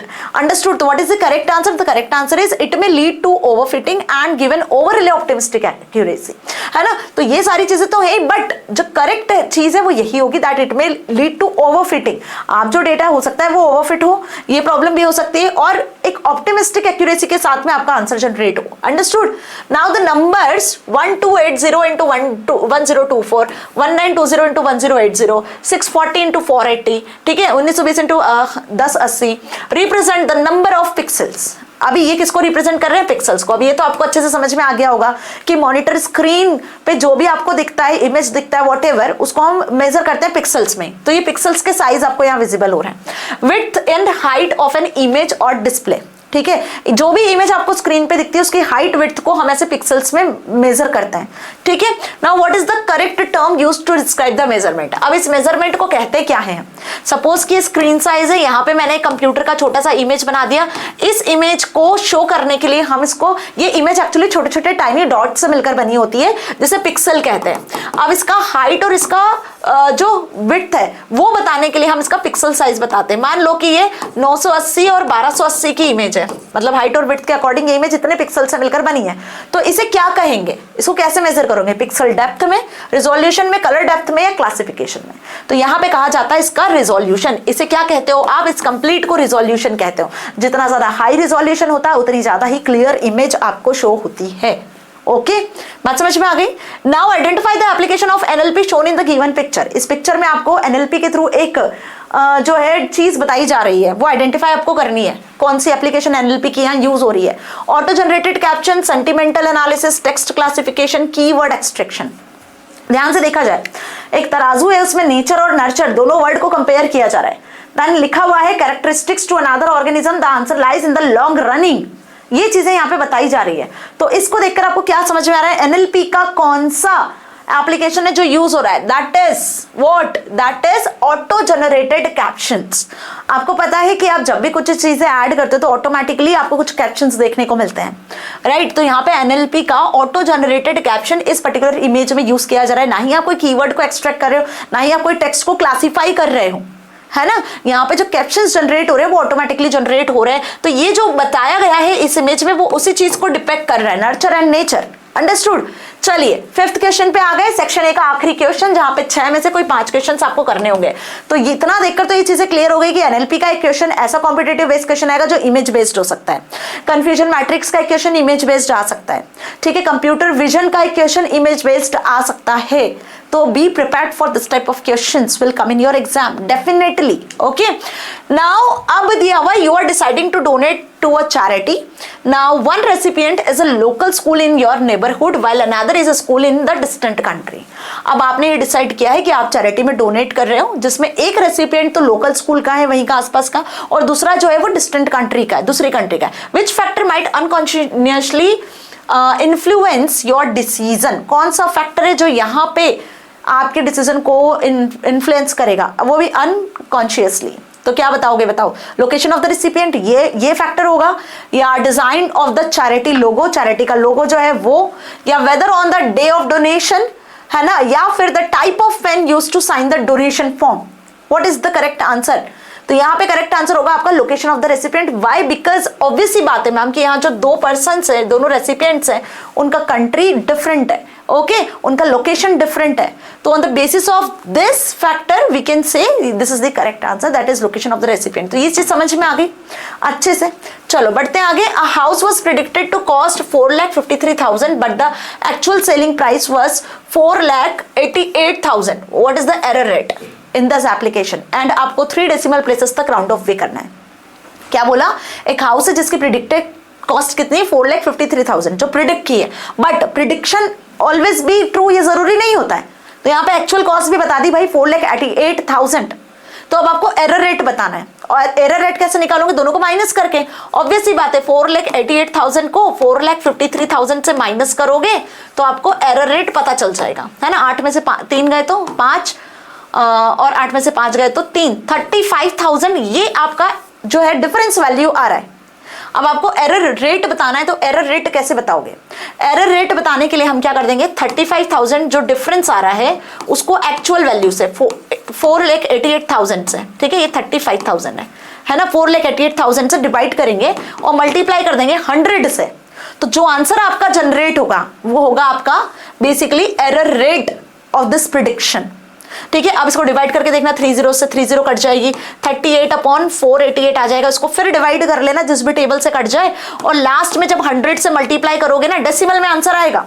लास्ट में जब 100 से मल्टीप्लाई कर दोगे तो वो 3 डेसिमल प्लेसेस पे आंसर आ जाएगा। सो what is the correct answer? 0.058, 0.071, 0.092 और 0.117। अब ये डिवीजन आपको करना है और मुझे बताना है इसका करेक्ट आंसर क्या होगा डिवाइड करने के बाद। वैसे तो इसका करेक्ट आंसर होगा 0.017। इसका आंसर जनरेट होगा कुछ इस तरीके से, देखो 7 पॉइंट समथिंग कुछ 0712 ऐसा कुछ आंसर आएगा इसका डिवाइड करने पर। जब आप इसको 3 डेसिमल प्लेसेस तक लेकर जाओगे तो ये 0.071 समथिंग कुछ आंसर जनरेट हो जाएगा। डिवाइड करके देख लेना, ठीक है। देखो correct answer is B, that is 0.071। Done. Question किस तरीके से आएगा? आप बोलोगे मैम मैथ्स भी आ गया तो बेटा क्या करें, मैथमेटिक्स भी आएगा, क्योंकि AI is based on science, technology, maths, इन सभी पर बेस्ड है। एआई में आपका कंप्यूटर विजन में इमेज को भी नंबर्स में प्रोसेस किया जाता है ना। चलिए, third, the term that refers to the process of identifying and locating real world objects like faces, bicycles, buildings in images और videos and is used in applications such as image retrieval and automated vehicle parking system is. अब ये image यहां देख लो, cat, dog और duck, ये अलग अलग इमेजेस आपको यहाँ दी हुई हैं और जो मशीन है वो उसको डिटेक्ट भी करेगी बकायदा। तो क्वेश्चन में यही पूछा है कि the term that refers to the process of identifying and locating real world object. Application में आपको इस एआई मॉडल में ये उस टर्म के बारे में बताना है जो कि रियल वर्ल्ड ऑब्जेक्ट को आइडेंटिफाई करती है। रियल वर्ल्ड ऑब्जेक्ट में आप देख सकते हो फेसेस को रिकॉग्नाइज करती है, बाइसिकल, बिल्डिंग्स, जो भी उसको रियल वर्ल्ड ऑब्जेक्ट दिख रहा है ना एनवायरनमेंट में, उनको डिटेक्ट करती है। And it is used in application such as image retrieval. Image retrieval में, इमेज को पहचानने में, इमेज को एक्सेस करने में हेल्प करती है। And automated vehicle parking system. Automated vehicle parking system की अगर हम बात करें तो व्हीकल को पार्क करने के लिए आपको पता होना चाहिए कि स्पेस आपकी क्लटर फ्री है कि नहीं, कोई ऑब्जेक्ट वगैरह तो नहीं है ना। तो इसे इमेज क्लासिफिकेशन कहेंगे, इमेज सेगमेंटेशन कहेंगे, ऑब्जेक्ट डिटेक्शन कहेंगे या फीचर एक्सट्रैक्शन कहेंगे। ऑब्वियसली बात है कि यहाँ पे ऑब्जेक्ट्स को डिटेक्ट करने की बात की जा रही है तो हम यहाँ पे कहेंगे इसे ऑब्जेक्ट डिटेक्शन, जो कंप्यूटर विजन के थ्रू ही पॉसिबल होता है ना। आई बात समझ में? Fourth, dash is the outcome of the model wrongly predicting the negative class as positive class. अब यहाँ पे आपको वो बताना है, कंफ्यूजन मैट्रिक्स का ही ये क्वेश्चन है, वो मॉडल का आउटपुट आपको बताना है जो क्या करता है, रॉन्गली प्रिडिक्ट करता है। जो प्रिडिक्शन होता है वो रॉन्ग होता है, फॉल्स होता है। क्या प्रिडिक्शन फॉल्स होता है कि नेगेटिव क्लास को as a positive class predict कर लिया किसी मॉडल ने, तो उसे हम क्या कहेंगे? उसे हम कहेंगे फॉल्स पॉजिटिव। ठीक है, मतलब निगेटिव था और उसको एज ए पॉजिटिव यदि आप ट्रीट कर लेते हो, प्रिडिक्ट कर लेते हो, ट्रीट मतलब प्रिडिक्ट कर लेते हो, क्योंकि आपको कंफ्यूजन मैट्रिक्स में पता है 2 सेक्शन होते हैं, एक रियलिटी का सेक्शन होता है और एक प्रिडिक्शन का सेक्शन होता है। इसमें फिर 2 वैल्यूज होती हैं। क्या क्या 2 वैल्यूज होती है? एक तो होती है आपकी ट्रू और एक होती है फॉल्स। अगेन यहाँ ट्रू और यहाँ फॉल्स होती है। ठीक है, कुछ इस तरीके से हम कंफ्यूजन मैट्रिक्स बनाते हैं या नहीं बनाते हैं ना। तो अब यहाँ पे इस क्वेश्चन में बोला है कि रॉन्गली आपने ये प्रिडिक्ट कर लिया है कि निगेटिव क्लास को एज ए पॉजिटिव क्लास, तो इसे हम क्या कहेंगे? False positive. ओके, क्या कहेंगे हम इसे? False positive. प्रिडिक्शन निगेटिव था लेकिन उसको पॉजिटिव, ट्रू, मतलब ट्रू जो है हमने प्रिडिक्ट कर लिया, ट्रू मान लिया, फॉल्स को ट्रू मान लिया, तो ये फॉल्स पॉजिटिव में आता है। और ट्रू को ट्रू मानते हैं तो ये आपका ट्रू के केस में आ जाता है, ट्रू पॉजिटिव के केस में आ जाता है। Understood this thing? तो ऐसे कुछ जो है कॉम्बिनेशंस यहाँ पे बनते हैं और इसका क्वेश्चन आता है। कंफ्यूजन मैट्रिक्स का चौथा क्वेश्चन मैंने यहाँ डिस्कस किया है। 3 क्वेश्चंस हम ऑलरेडी डिस्कस कर चुके हैं। अब आपको कॉन्सेप्ट क्लियर हो रहा होगा, है ना। Fifth, which type of bot is easy to create, work based on pre-written instructions, is mostly free, easy to integrate with the messaging platforms, require little or no language processing skills and has limited functionality। अब यहाँ पे बात की जा रही है एक ऐसे टाइप के बॉट के बारे में। अब आपने चैट बॉट सुना होगा, स्मार्ट बॉट सुना होगा, है ना, यहाँ लिखे हुए भी हैं, tell bot, cleaning bot, script bot, smart bot. इनमें से किस बॉट की यहाँ पे बात की जा रही है जो कि इजिली क्रिएट हो सकता है ना, और प्री रिटन इंस्ट्रक्शंस, जो फिक्स्ड इंस्ट्रक्शंस आपने दे दी, जो उसी पे काम करता है, इजीली इंटीग्रेट हो सकता है, मोस्टली फ्री ऑफ कॉस्ट मिलता है, और बेसिकली जो आप इंस्ट्रक्शंस यहाँ देते हो वैसे वैसे काम करता है, जो कि प्री रिटन होती है। एंड इट रिक्वायर्स लिटिल और नो लैंग्वेज प्रोसेसिंग स्किल्स। इसमें ज्यादा कुछ लैंग्वेज का भी खेल नहीं है ना। तो उसे हम क्या कहेंगे? मतलब एक कम फंक्शनैलिटी के साथ में भी आपको काम करके दे रहा है, that is script board, smart board, cleaning board और टेल बोर्ड। तो भाई देखो, क्लीनिंग बोर्ड को इंस्ट्रक्शंस की जरूरत होती है, टेल बोर्ड भी नहीं होगा, स्मार्ट बोर्ड भी नहीं होगा, क्योंकि ये प्री रिटन इंस्ट्रक्शंस पे काम कर रहा है, कोई नई इंस्ट्रक्शंस पे काम नहीं कर रहा है। तो दिस इज स्क्रिप्ट बोर्ड। इसे क्या कहेंगे हम? स्क्रिप्ट बोर्ड, जिसमें आपने कुछ स्क्रिप्ट लिख दी पहले से और वो उसी पे डिसीजन ले रहा है, उतना ही काम करके आपको दे रहा है, लिमिटेड फंक्शनैलिटी के साथ हम उसको यूज कर रहे हैं। This is known as script board. Okay, तो डिफरेंट टाइप के रोबोट वगैरह, चैट बॉट वगैरह आप देखते हो, मेटा एआई, चैट जीपीटी, वो तो एडवांस बॉट्स हैं। Clear? Now 6 question, section A का लास्ट क्वेश्चन हम डिस्कस कर रहे हैं। टोटल 6 में से आपको 5 अटेम्प्ट करने थे, चीज क्लियर हो चुकी है। नाउ दिया हुआ है what are the stemmed and lemmatised forms of word flies. बहुत ध्यान से समझना, अब ये क्वेश्चन दिया हुआ है स्टैम्प्ड एंड लेमेटाइज्ड का, ठीक है। स्टैमिंग और लेमेटाइजेशन ये दो मेजर कॉन्सेप्ट हैं बेसिकली, है ना, लास्ट यूनिट में पढ़ना है हमें। तो अब आपको बताना है फ्लाइज जो वर्ड है इसको यदि आप स्टैम्प करते हो या इसको लेमेटाइज करते हो तो आपको क्या आंसर मिलता है। तो पहले तो स्टैमिंग और लेमेटाइजेशन में डिफरेंस आपको पता होना चाहिए। स्टैमिंग और लेमेटाइजेशन में डिफरेंस आपको पता होना चाहिए। देखो स्टैमिंग में क्या होता है, स्टैमिंग में आपके जो वर्ड एक्सट्रैक्ट होते हैं, कोई भी वर्ड से जब आप एक्सट्रैक्ट करते हो तो यहां पर बिना ग्रामर के, बिना वर्ड की करेक्टनेस के, कोई करेक्टनेस को मेजर नहीं किया जाता है, यहां पर करेक्टनेस को चेक नहीं किया जाता है, ठीक है। अब मान लो कि फ्लाइज वर्ड है तो यहां से जो है वर्ड आपका ES, ING, ED, T इस तरीके के वर्ड लास्ट से हटते हैं स्टैमिंग में, तो आप मेन वर्ड फाइंड आउट करने की कोशिश करते हो तो यहाँ पे FLI जनरेट हो सकता है, क्योंकि यहाँ पे कोई ग्रामर या कोई करेक्टनेस को मेजर नहीं किया जाता है, टेक्स्ट को इस तरीके से एक्सट्रैक्ट करते हैं। लेकिन वही लेमेटाइजेशन की बात करें तो वो इसका ऑपोजिट काम करता है, यहाँ पे करेक्टनेस को मेजर किया जाता है, साथ में जितने ग्रामर रूल्स वगैरह होते हैं ना उसको भी मेजर करते हो, ग्रामेटिकल रूल्स वगैरह को भी मेजर किया जाता है, ठीक है। तो वर्ड को कुछ इस तरीके से हम यहाँ से एक्सट्रैक्ट करेंगे कि अगर फ्लाई वर्ड स्टेमिंग में आ रहा है, फ्लाई वर्ड अगर स्टेमिंग में आ रहा है तो उसका करेक्ट वर्ड क्या हो जाएगा, FLY, यही होगा ना। फ्लाई ये तो अगर ग्रामेटिकली देखा जाए तो ये वर्ड करेक्ट नहीं है, FLI क्या होता है, लेकिन अगर इसको हम लेमेटाइज करते हैं तो इसका करेक्ट वर्ड आपको क्या मिलेगा, FLY। मेरी बात समझ में आ गई अच्छे से। तो यहाँ पे करेक्ट आंसर क्या होगा, ध्यान से देखो, स्टैम्प्ड FLY लेमेटाइज्ड फ्लाइज, या स्टैम्प्ड फ्लाई लेमेटाइज्ड फ्लाई, दोनों फ्लाई फ्लाई ही सर्च होंगे, या फ्लाइज और फ्लाइज सर्च होगा, या फ्लाई और ये वाला फ्लाई सर्च होगा। सो भाई लेमेटाइजेशन और स्टेमिंग के कॉन्सेप्ट के हिसाब से तो ma'am D is the correct answer, देख लेते हैं। Yes, D is the correct answer. अगर फ्लाइज वर्ड में पहले आप स्टेमिंग अप्लाई करते हो तो ES हट जाता है, मिलता है आपको FLI, जो रॉन्गली होता है। मतलब अगर आप ग्रामेटिकली और करेक्टनेस के हिसाब से देखो तो ये रॉन्ग है, लेकिन जब आप इसको लेमेटाइज करते हो तो यहाँ पे वर्ड आपको करेक्ट वर्ड जो मिलेगा वो मिलेगा फ्लाई।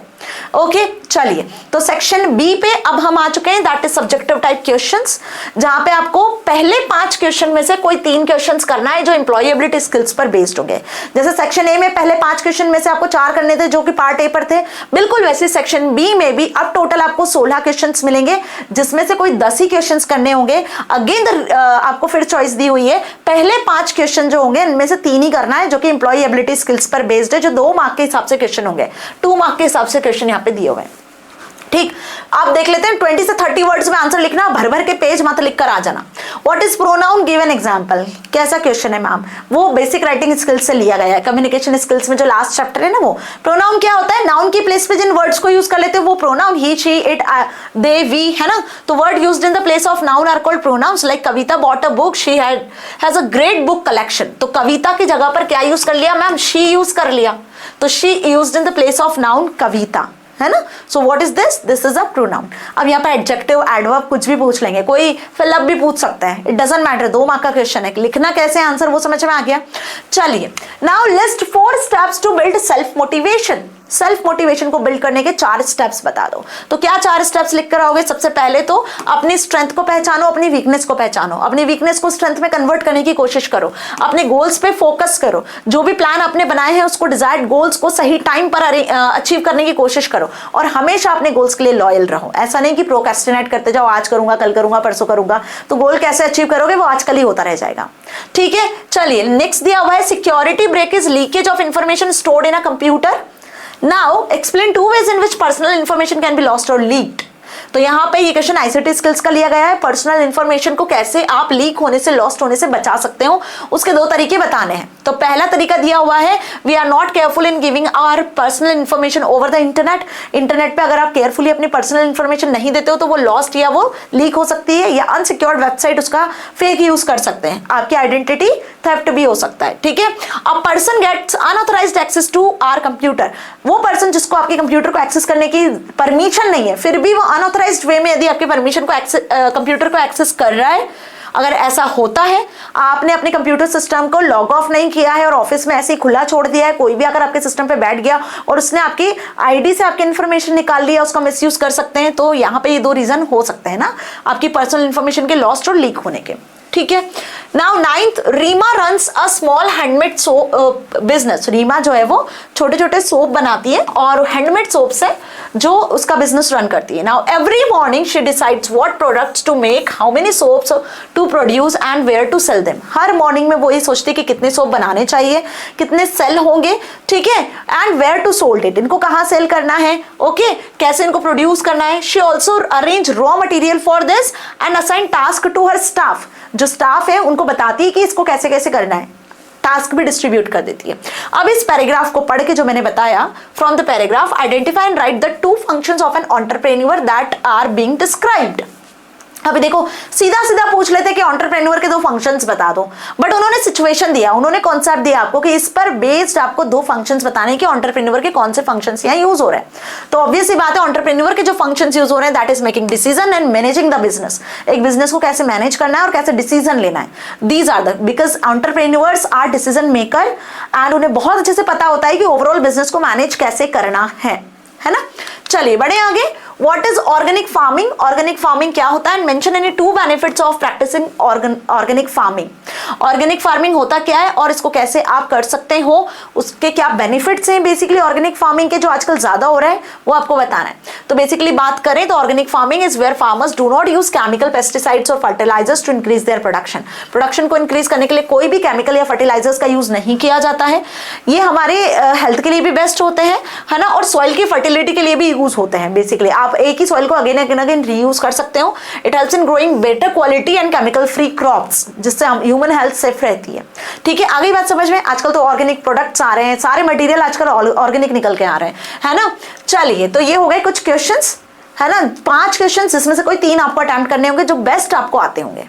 अब बढ़ते हैं अगले क्वेश्चंस की तरफ। क्वेश्चन नंबर 11 पे आ चुके हैं और यहां से आपको मिलेंगे अब कुछ अगले 6 क्वेश्चंस, 11, 12, 13, 14, 15, 16 क्वेश्चन में से आपको जो 11 to 16 क्वेश्चन है, 6 में से कोई 4 अटेम्प्ट करने होंगे। और अब जितने क्वेश्चन मिलेंगे वो सब आपके AI बेस्ड होंगे, subject specific skills part B के होंगे। ठीक है, तो यहां पे दिया हुआ है 11वें नंबर का क्वेश्चन, 2 नंबर के हिसाब से करना है इन क्वेश्चन को solve. What do you do in the second and third stage of AI project cycle.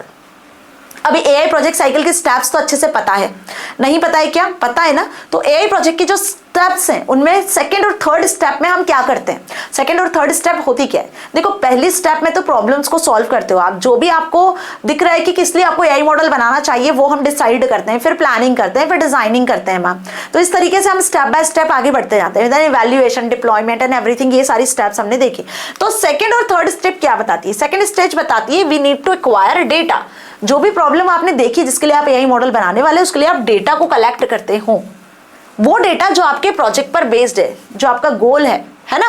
Now this data helps to understand the parameters related to problem scoping. मतलब जो आपने प्रॉब्लम स्कोप किया, जो आपने देखा प्रॉब्लम, उसके basis पर data collect करना और उस डेटा के बेसिस पर फिर आप क्या करते हो, सोर्सेस के अकॉर्डिंग डिजाइनिंग स्टार्ट करते हो। Third stage we give the acquired data to visual presentation using graphs, database, flow charts, maps. मतलब वही डिजाइनिंग शुरू कर दी आपने, बनाना स्टार्ट किया, जिसमें आप graph, data sets, databases, flow charts, maps इनका यूज करते हो।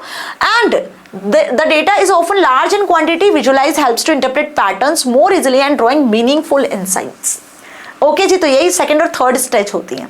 तो इस तरीके से आंसर लिख कर आना है। Now identify the type of deep learning model. Deep learning model में क्या होता है, न्यूरल नेटवर्क्स का यूज करती है मशीन। जो मशीन है वो कुछ प्री डिफाइंड इनपुट्स पर बेस्ड डिसीजन नहीं लेती है। यहाँ पर जो पहले से उसको डेटा मिला होता है, बल्क में बिग डेटा जो दिया होता है, उस बिग डेटा का यूज करके ऐसे किसी भी क्वेश्चन का आंसर कर सकती है जो उसके पास नहीं है। इसी को डीप लर्निंग कहते हैं ना, लर्निंग को सीखती है basically. So the deep learning model process input images by learning to assign importance weights on basis to various features in the image, allowing it to distinguish one object from another. बताओ इसे क्या कहते हैं, इसे कौन सा deep learning model कहा जाता है, कौन सी टेक्निक कही जाती है डीप लर्निंग मॉडल की। सेकेंड दिया है, this deep learning model is inspired by the structure of the human brain. It automatically extracts features from large data set without explicit programming. Each node in the network act like as a small machine learning algorithm. तो ये दोनों ही question लिए गए हैं आपके convolutional neural network और artificial neural network से। देखो the correct answer is here convolutional neural network पहला हो गया आपका, जिसमें वेट्स और बेसिस के हिसाब से मशीन आपकी जो है चीजें डिसाइड कर पा रही है, जिसमें एक ऑब्जेक्ट को दूसरे ऑब्जेक्ट से हम डिस्टिंग्विश कर पा रहे हैं इमेजेस के फॉर्मेट में, वेरियस फीचर्स इमेजेस से भी लिए जाते हैं। और वहीं बात करें जो ह्यूमन ब्रेन की तरह मशीन जो है डिसीजन लेने की कोशिश कर रही है, ह्यूमन ब्रेन की तरह सीख रही है, जो ह्यूमन ब्रेन में नर्वस सिस्टम न्यूरॉन्स के थ्रू जो चीजों को कनेक्ट करके डिसीजन लिया जाता है, that is artificial neural network. Okay, ये बहुत इंपॉर्टेंट पार्ट है डीप लर्निंग का, इसे अच्छे से करना, इसका क्वेश्चन आता है। Now how is reinforcement learning different from supervised and unsupervised learning? क्या कहा था मैंने? Supervised learning, unsupervised learning, reinforcement learning, rule based approach, learning based approach, ये 5 के बिना पेपर बनता नहीं है, आती ही आती है। तीसरा क्वेश्चन हम यहाँ पर अब इसका डिस्कस कर रहे हैं, तो डिफरेंस वाला क्वेश्चन आएगा एग्जाम में, ये भी कहा था कैसे आ रहा है, कैसे पूछा जा रहा है, ये भी देखो। डायरेक्ट डिफरेंस नहीं पूछा, यहाँ पे पूछा कि रेनफोर्समेंट इन दोनों से कैसे डिफरेंट है। तो भाई सुपरवाइज लर्निंग में हम लेबल देते हैं मशीन को, लेबल डेटा प्रोवाइड करते हैं, अनसुपरवाइज्ड में लेबल डेटा नहीं देते हैं मैम, ठीक है। रेनफोर्समेंट लर्निंग में ना लेबल डेटा देते हो ना अनलेबल डेटा देते हो। रेनफोर्समेंट लर्निंग में प्रीवियस डेटा के बेसिस पे मशीन डिसीजन लेना स्टार्ट करती है। तो supervised learning you need to have a pretty good idea of data that you have what's going and how to solve the problem. Machine को आप बताते हो, इनपुट भी आप देते हो और आउटपुट भी आप देते हो। तो however you will frequently encounter situations where you have to deal with large complex problem spaces, you need to respond the unforeseen environments, you don't have sufficient data on those specific scenarios, the environment may change, hence your system needs to be adaptive। तो कमाल की बात यह है कि supervise learning और unsupervised learning में अगर कुछ भी ऐसा चेंज मिलता है मशीन में, तो मशीन वहां पर जो है डिसीजन लेने में थोड़ा डिफिकल्टी होती है, आप जैसा चाहते हो वैसा इंटेंडेड डिसीजन नहीं मिल पाता है। लेकिन रेनफोर्समेंट लर्निंग में जो मशीन है वो हिट एंड ट्रायल मेथड पे काम करती है। हिट एंड ट्रायल मेथड मतलब वो अलग अलग इनपुट्स पे कुछ आउटपुट जनरेट करती है, जिसके बेसिस पे अगर उसे फीडबैक सही मिलता है तो वो उसे स्टोर कर लेती है, फीडबैक नेगेटिव में मिलता है तो उसको भी स्टोर करती है, फिर दोबारा अगर कुछ ऐसा होता है तो उस चीज को सीखकर सही आउटपुट आपको जनरेट करने की कोशिश करती है। सो दिस इज कि वो इन्वायरमेंट जिसमें चेंजेस होते हैं मशीन उसको अडैप्ट कर लेती है, that is reinforcement learning. Okay जी, now what is the model evaluation in machine learning and how does it help to improve an AI model? Model evaluation होता क्या है और ये एआई मॉडल को इंप्रूव कैसे करता है?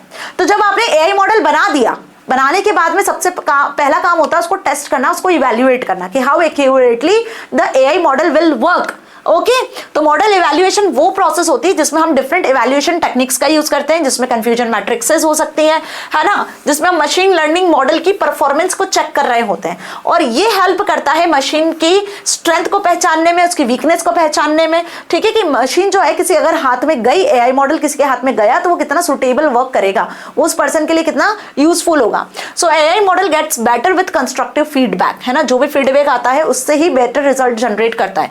We build a model, get feedback from the matrices, make improvements and continue this process until we achieve a desirable result।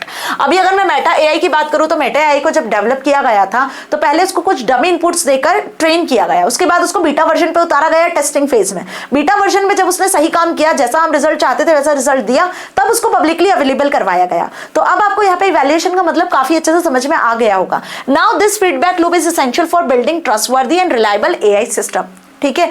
और यहाँ पे ये फीडबैक कंटिन्यूअसली चलता जाता है जब तक कि आपको डिजायर्ड रिजल्ट नहीं मिलता है, जब तक कि आपकी मशीन 100% एक्यूरेट रिजल्ट नहीं देती, तब तक ये टेस्टिंग फेज, इवैल्यूएशन फेज चलता रहता है।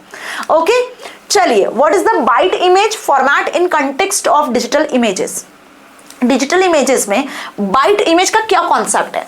अभी बात करूं डिजिटल की, तो डिजिटल का मतलब ही यही होता है मैम कि बिट्स और बाइट्स, क्योंकि डिजिटल मतलब हमारा जो कंप्यूटर है वो बिट्स और बाइट्स में ही आपको हर चीज को प्रोसेस करता है, चाहे वो कोई टेक्सचुअल डेटा हो, ग्राफिकल डेटा हो, ऑडियो हो, वीडियो हो, लिंक हो, या फिर आप अपने सेंस ऑर्गन्स के थ्रू कोई सेंस को ही क्यों ना एंटर कर रहे हो, कैसा भी डेटा कंप्यूटर में दोगे तो वो बेसिकली बिट्स और बाइट्स में ही क्या होगा, प्रोसेस होगा। तो अगर कोई आपने डिजिटली इमेज भी दी हुई है तो वो भी बाइट इमेज में ही प्रोसेस होती है। क्यों? क्योंकि इमेज को पिक्सल्स में मेजर किया जाता है, पिक्सल्स नंबर्स में होती है, जिसको रिजोल्यूशन कहते हैं, जो अभी प्रीवियस क्वेश्चन में बताया। तो most common pixel format is a byte image where each pixel value is stored in 8-bit integer giving a range of possible values from 0 to 255. समझ में आया? 0 to 255 आप एक इमेज को वैल्यू प्रोवाइड करते हो और हर एक इंटीजर 8 बिट का मेमोरी स्पेस लेता है, इसलिए इसको बाइट इमेज कहते हैं। 0 is typically taken as no colour और ब्लैक कलर, 0 को हम ब्लैक कलर से इंडिकेट करते हैं और वहीं 255 जो वैल्यू होती है किसी भी पर्टिकुलर इमेज की वो फुल कलर और व्हाइट कलर को इंडिकेट करती है, तो 255 आपका व्हाइट कलर को इंडिकेट करता है। ऐसे 0 से 255 के बीच में 0, 1, 2, 3, 240, 249 ऐसे जो नंबर्स हो गए ना आपके, वो कलर्स को इमेज कर बताते हैं। Now in computer system data is represented in the binary system using ones and zeros। obvious सी बात है जो मैंने बताया कि डेटा जो होता है वो आपका 0 और 1 के फॉर्मेट में होता है, मतलब यही 2 बिट्स होती हैं। Each bit can have 2 possible values, हर एक बिट की 2 पॉसिबल वैल्यूज होती है, या तो 0 या तो 1। और 0 1 0 1 1 0 1 0 ऐसे 8 बिट में हम क्या करते हैं, 1 बाइट को रिप्रेजेंट करते हैं। 8 बिट में 1 बाइट को रिप्रेजेंट किया जाता है, तो इस तरीके से 256 पॉसिबल वैल्यूज बन जाती है जो कि 0 से 255 के बीच में रेंज करती हैं। So each pixel in a byte image uses a 1 byte of data. हर एक पिक्सल में 8 बिट होती है, हर एक पिक्सल में 8 बिट होती है और 8 बिट को हम 1 बाइट कहते हैं। तो ऐसे किसी भी इमेज को हम क्या कर सकते हैं, रिकॉग्नाइज कर सकते हैं। इंटरनली सिस्टम में इमेजेस को बाइट इमेजेस में रिकॉग्नाइज किया जाता है। Now identify the stage of NLP that is natural language processing and explain. यहाँ पे आपको इन दोनों को देखना है और इसको एक्सप्लेन करना है और बताना है कि एनएलपी का कौन सा स्टेज है। ठीक है, सो वी आर ओके, पहले देख लेते हैं। We are to the zoo going tomorrow, we are to the zoo going tomorrow और इसके आगे क्रॉस लिखा हुआ है, ऑब्वियसली गलत लिखा है। Now we are going to the zoo tomorrow, yes the correct है। तो एनएलपी इसको कैसे आइडेंटिफाई करेगा, कौन सी स्टेज है और कैसे एक्सप्लेन करोगे? तो अगर हम बात करें तो दिस इज सिंटैक्टिक एनालिसिस और parsing.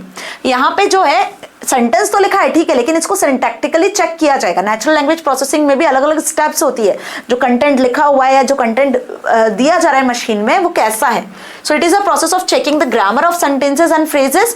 It forms a relationship among the words and eliminates the logically incorrected sentences, जिसमें स्टेमिंग और अभी हमने लेमेटाइजेशन, बैग ऑफ वर्ड्स, ये सारी चीजें यूज की जाती है। ओके जी, बात समझ में आ गई? तो यहाँ पर second one is correct. Why it is correct? क्योंकि ये सिंटैक्टिकली करेक्ट है। इसमें ग्रामर्स को, फ्रेजेस को, सेंटेंस को, इनके रिलेशनशिप को चेक किया जाता है और मिस्टेक्स को करेक्ट किया जाता है। ठीक है, नाउ अब बढ़ चुके हैं हम आखिरी क्वेश्चन की तरफ, जिसमें आपको कुछ 5 में से 3 क्वेश्चन करना है। 17, 18, 19, 20, 21 ये 5 क्वेश्चन मिलेंगे और ये होंगे आपके अब 4 नंबर के हिसाब से। ठीक है जी, समझ में आ गया? 12 मार्क्स के क्वेश्चंस होंगे। अब 4 नंबर के हिसाब से क्वेश्चंस कैसे होंगे एग्जाम में, तो यहाँ पे क्वेश्चन आपको मिलेंगे कुछ केस बेस्ड, कुछ कॉम्पिटेंसी बेस्ड और कुछ क्वेश्चन आपको मिलेंगे एकदम type based. Okay, type based मतलब पढ़ो और आंसर लिखो एक वर्ड में। तो बहुत अच्छे क्वेश्चंस अब आपको मिलेंगे, इसमें ज्यादा आपको मेहनत नहीं करनी है, बस पढ़ के आंसर करना है। इजी क्वेश्चंस मिलेंगे, भर भर के पेज आंसर नहीं लिखना 4 मार्क के क्वेश्चन में, है ना। वो गए दिन, वो गया जमाना, सीबीएसई ने इसको बाहर निकाल दे कि आपको भर भर के पेज आंसर लिखना अब है ही नहीं। लॉजिकल और थिंकिंग बेस्ड क्वेश्चन अब ज्यादा पेपर में आपको देखने को मिले हैं, है ना। तो a school develops an AI system to shortlist students for a competitive scholarship. अब स्कूल ने एक एआई सिस्टम बनाया, किस लिए बनाया? स्टूडेंट्स को शॉर्टलिस्ट करने के लिए। कौन से स्टूडेंट्स? वो स्टूडेंट्स जो कि स्कॉलरशिप के लिए है। Now the algorithm is trained to prioritise students who complete online application forms quickly, assuming that faster completion reflects confidence, competence and decisiveness, है ना, टेक्सिवनेस। However, students who are not fluent in English or who do not have access to a computer at home take longer to fill out the form. Now, as a result, many deserving candidates और students are unfairly rejected by the algorithms. देखो, अब वो students जो कि fast application को fill कर रहे हैं, जिनमें basically speed ज़्यादा है और वो application fill हो जाती है और वो correctness के साथ में जो है form को fill कर रहे हैं, तो मशीन ने, AI मॉडल ने क्या predict किया कि भाई वो जो student है वो full of confidence है और faster time में जो है application को fill कर रहे हैं। बट वो स्टूडेंट जो फ्लुएंट नहीं है इंग्लिश में, जिनको ज्यादा नॉलेज नहीं है कंप्यूटर्स का, बट फिर भी वो सीख के समझ के थोड़े लंबे समय में एप्लीकेशन फॉर्म को फिल कर पा रहे हैं, तो मशीन ने उनको रिजेक्ट कर दिया, है ना। अब इस पर बेस्ड क्वेश्चंस क्या है? Identify 2 reasons why the algorithm gave based result. अब यहाँ पे जो एल्गोरिथम है वो क्या कर रही है? एक बेस्ड रिजल्ट दे रही है, ऑब्वियस बेस्ड रिजल्ट दे रही है। तो 2 रीजन आपको बताने हैं। Mention 2 bioethics principles that can help to solve such problems. और इन प्रॉब्लम्स को सॉल्व करने के लिए आप क्या करोगे? 2 बायोएथिक्स प्रिंसिपल्स आपको यहाँ बताने और इसको अप्लाई कैसे करोगे, हाउ। तो ऑब्वियस सी बात है कि जो भी एआई मॉडल बनाओ वो जो है आपके बेस्ड पे काम ना करें, भेदभाव ना करें, पहली चीज तो ये है ना। एथिक्स पर बेस्ड हो, जो एथिक्स हमने पढ़े थे, एआई एथिक्स, वो उस पर बेस्ड हो, किसी भी तरीके का अनफेयर डिसीजन, किसी भी तरीके का कोई डिस्क्रिमिनेशन नहीं होना चाहिए। तो दो रीजन यहां पर ये है कि the algorithm unfairly penalised students who are not fluent in English assuming slower from completion indicates lower competence, ये हमने देखा। दूसरा, ये क्यों देखा, क्योंकि लैंग्वेज पर डिपेंड कर रहे हैं, है ना। Now students who without access to a computer और stable internet at home took longer time to complete the application, है ना, but this delay is due to external socio-economic factor, not lack of ability or confidence। ये भी देखा, है ना, हो सकता है कि इंटरनेट की स्पीड सही नहीं हो, इस वजह से जो है एप्लीकेशन को सबमिट करने में प्रॉब्लम आ रही हो, बट मशीन ने उसको इस तरीके से डिटेक्ट किया कि लैक ऑफ कॉन्फिडेंस या लैक ऑफ फ्लुएंसी, जिस वजह से ये एल्गोरिदम ये चीजें डिटेक्ट कर पा रही है। तो ये दो रीजंस हुए जो कि मशीन बेस्ड रिजल्ट नहीं, जो कि सही रिजल्ट, फेयर रिजल्ट नहीं दे पा रही है। नाउ 2 बायोएथिक्स प्रिंसिपल जो आपको लिखना है इस प्रॉब्लम को सॉल्व करने के लिए, that is do not harm and give justice.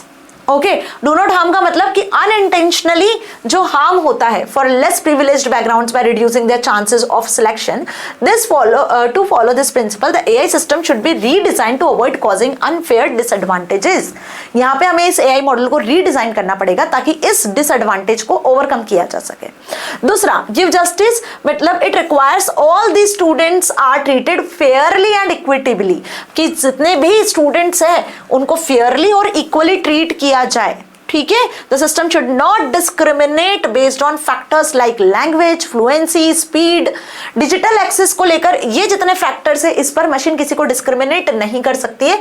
इसके लिए अगेन मशीन में इक्वल अपॉर्चुनिटी और एल्गोरिदम को फिर से रिडिजाइन किया जाए जिसके बेसिस पर जस्टिस हो, ठीक है। आगे बात समझ में, तो दो बायोएथिक्स हैं, तो यहाँ पर एआई के बेसिस और एआई के एथिक्स पर बेस्ड ये क्वेश्चन लिया हुआ है, एंड होपफुली अब आपको एथिक्स और बेसिस वाले टॉपिक को जो है हटाना नहीं है या उसको छोड़ना नहीं है, अच्छे से पढ़ लेना है क्योंकि उसके क्वेश्चन एग्जाम में आते हैं।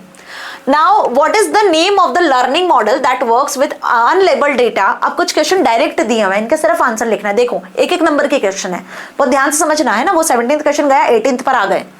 अब आपको बताना है name of learning model that works with unlabelled data, जो लेबल्ड डेटा पे काम नहीं करता, अनलेबल्ड डेटा पे काम करता है। आइडेंटिफाई हिडन पैटर्न्स और स्ट्रक्चर्स इन द डेटा, वो कौन सा मॉडल है ये बताना है। दूसरा, name the 2 main categories of learning model. Learning model की 2 कैटेगरीज क्या है, and explain each category briefly and provide 1 example for each. अब जो कैटेगरी आप बताओगे उसका एग्जांपल भी बताना है, ठीक है। तो ये पहला डायरेक्ट क्वेश्चन मैं यहां पर देख रही हूं। अभी तक हमने कोई भी डायरेक्ट क्वेश्चन सॉल्व नहीं किया ना, एमसीक्यू में सॉल्व किया ना, अभी सब्जेक्टिव क्वेश्चन में। तो डायरेक्ट क्वेश्चन देखा जाए तो आप देख सकते हो कि डायरेक्ट क्वेश्चन बहुत कम पूछे गए हैं। तो यहाँ पे आपको पता है कि अनलेबल्ड जो लर्निंग मॉडल होता है वो अनसुपरवाइज्ड लर्निंग मॉडल को हम कहते हैं। तो yes, unsupervised learning model is unlabelled data model, जिसमें आप 2 कैटेगरीज को यूज करते हो, that is clustering and association. Classification and regression is used in supervised learning. Clustering and association is used in unsupervised learning. Detail में समझाया है मैंने। और क्लस्टरिंग और एसोसिएशन में दोनों में से किसी एक को डिटेल में आपको एक्सप्लेन भी करना है। तो अगर मैं बात करूं क्लस्टरिंग की, तो यहां पर मशीन हिडन पैटर्न्स को समझती है। मशीन में सपोज आपने कैट और डॉग की इमेज दे दिया, ठीक है, तो मशीन ने कैट और डॉग के फीचर्स को, जो डेटा आपने दिया उसके फीचर्स को, डेटा सेट में से उनके फीचर्स को एक्सट्रैक्ट करती है और अलग अलग क्लस्टर्स बना लेती है। अगली बार जब कैट और डॉग की इमेज मशीन में प्रोवाइड की जाएगी तो उन क्लस्टर्स के बेसिस पे मशीन डिसीजन लेगी कि ये कैट इमेज है या डॉग इमेज है। मेरी बात समझ में आई? तो it involves finding similarities between objects and placing them in same cluster. जो ऑब्जेक्ट्स आपने दिए उसमें सिमिलैरिटीज फाइंड करके मशीन क्लस्टर बनाती है और फिर डिफरेंसेस कर पाती है कि अलग अलग क्लस्टर में डिफरेंस हम डिसाइड कर पाते हैं। जैसे grouping customers based on purchasing behaviour, ठीक है। अब ये 1 मार्क आधे नंबर में क्वेश्चन पूछा है क्योंकि 1 नंबर के क्वेश्चन होंगे, ठीक है। तो यहाँ पे ध्यान रखना 1 मार्क के हिसाब से। Now association is the another method. ये तो क्लस्टरिंग समझ में आ गया। एसोसिएशन में क्या होता है, यहाँ पे रिलेशनशिप को फाइंड आउट करती है मशीन, मतलब 2 अलग अलग ऑब्जेक्ट्स के बीच में क्या रिलेशनशिप है, क्या कोरिलेशन है, कैसे ये सिमिलर हो सकते हैं, वो यहाँ पे फाइंड आउट किया जाता है। तो market basket analysis, customers who buy bread often buy butter, ठीक है। तो ये एक एग्जांपल हो गया एसोसिएशन का और ये एक एग्जांपल हो गया आपका क्लस्टरिंग का। तो आगे बात समझ में, 1 नंबर के क्वेश्चन होंगे 1, 2, 3 एंड 4, ओके। तो 4 मार्क का क्वेश्चन यहाँ पे ये पूछ लिया आपसे। क्वेश्चन 3 थे, लेकिन यहाँ पे 2 कैटेगरी को आपको डिवाइड करना और समझाना भी एग्जाम्पल के साथ। तो भाई आधे नंबर का एक्सप्लेनेशन, आधे नंबर का एग्जाम्पल, तो ऐसा ही करना। एग्जाम्पल नहीं लिखोगे तो आधा नंबर कट जाएगा, ठीक है। 19th question is identify the name of the application of machine learning और deep learning being used in the following scenarios. आपको सिनेरियोज दिए हुए हैं, उसमें मशीन लर्निंग और डीप लर्निंग की कौन सा एप्लीकेशन यूज हो रहा है ये आपको बताना है। A fitness tracker uses AI to monitor your heart rate and learn what is normal for you. एक फिटनेस ट्रैकर मशीन हम यूज कर रहे हैं जो एआई इनेबल्ड है, जो ये मॉनिटर करती है आपकी हार्ट रेट के बारे में। अब होता क्या है यहाँ पे, one evening while you are relaxing and watching a horror movie, now the tracker suddenly flags a spike in your heart rate as an anomaly. ठीक है, so thinking something might be wrong, obvious आप यहाँ पे सोचोगे कि कुछ ना कुछ तो गलत है इस एआई मॉडल में। तो बेसिकली यहाँ पे डीप लर्निंग मशीन लर्निंग का कौन सा एप्लीकेशन यूज हो रहा है, that is anomaly detection. Okay, इस एनॉमली को डिटेक्ट करना होगा, right. Now second is a wildlife camera is equipped with AI to monitor animals in a forest. Forest में एक ऐसा कैमरा यूज हो रहा है जो कि वाइल्ड लाइफ को मॉनिटर करता है कि कौन कौन से एनिमल्स है, like this. Now it not only records movements of animals, ये सिर्फ एनिमल्स के मूवमेंट्स को रिकॉर्ड नहीं करता है, but identifies and classifies them into categories like which birds are there, कितने मैमल्स हैं, इंसेक्ट्स, मैमल्स, बर्ड्स, इनको भी कैटेगराइज करता है। ओके, तो अब यहाँ पे आप क्या देखोगे कि ऑब्जेक्ट को डिटेक्ट किया जा रहा है, ऑब्जेक्ट को पहचाना जा रहा है। तो object identification we can say, object detection we can say, है ना, जो टेक्निक यहाँ पे यूज हो रही है। चलो देखते हैं answer. Yes, anomaly detection and object classification we can say, object को क्लासिफाई किया जा रहा है कि भाई बहुत सारे आपके एनिमल्स तो बहुत सारे हैं, वाइल्ड लाइफ एनिमल्स तो बहुत सारे, लेकिन उसमें आप क्लासिफाई कर पा रहे हो कि बर्ड्स कौन से हैं जो फ्लाई कर सकते हैं, जिनमें विंग्स लगे होते हैं, ये क्लासिफाई कर लिया हमने, है ना, एक जैसे बर्ड्स अलग कर लिए। मैमल्स कौन से हैं, इंसेक्ट्स कौन से हैं, तो ये कैटेगरीज को आप क्या कहोगे, इसको हम कहते हैं मशीन लर्निंग डीप लर्निंग का ऑब्जेक्ट क्लासिफिकेशन। ठीक है, चलो, a smart refrigerator is equipped with an internal camera. अब एक स्मार्ट रेफ्रिजरेटर की बात की जा रही है जिसमें इंटरनल कैमरा लगा हुआ है और एक एआई सिस्टम बेस्ड ये रेफ्रिजरेटर है। One of its door feature a display screen that shows a real-time image of the inside, capturing all the food items on the various shelves.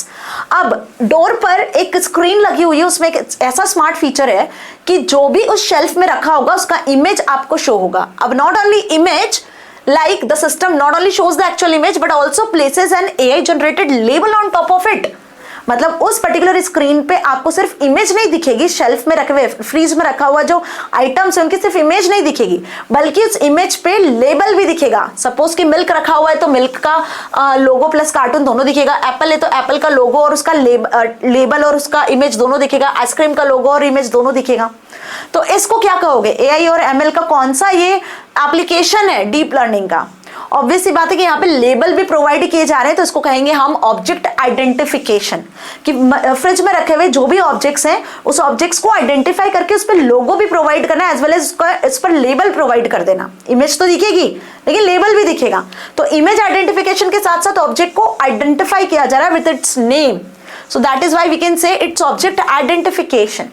Okay, now image an app that help you unlock your bike. Okay, एक ऐसी application हम imagine करते हैं जो आपकी bike को unlock करेगी। Instead of typing a password you simply scribble a numeric code like 5281 on your phone screen using your finger, even if your handwriting is a bit messy after a tough workout.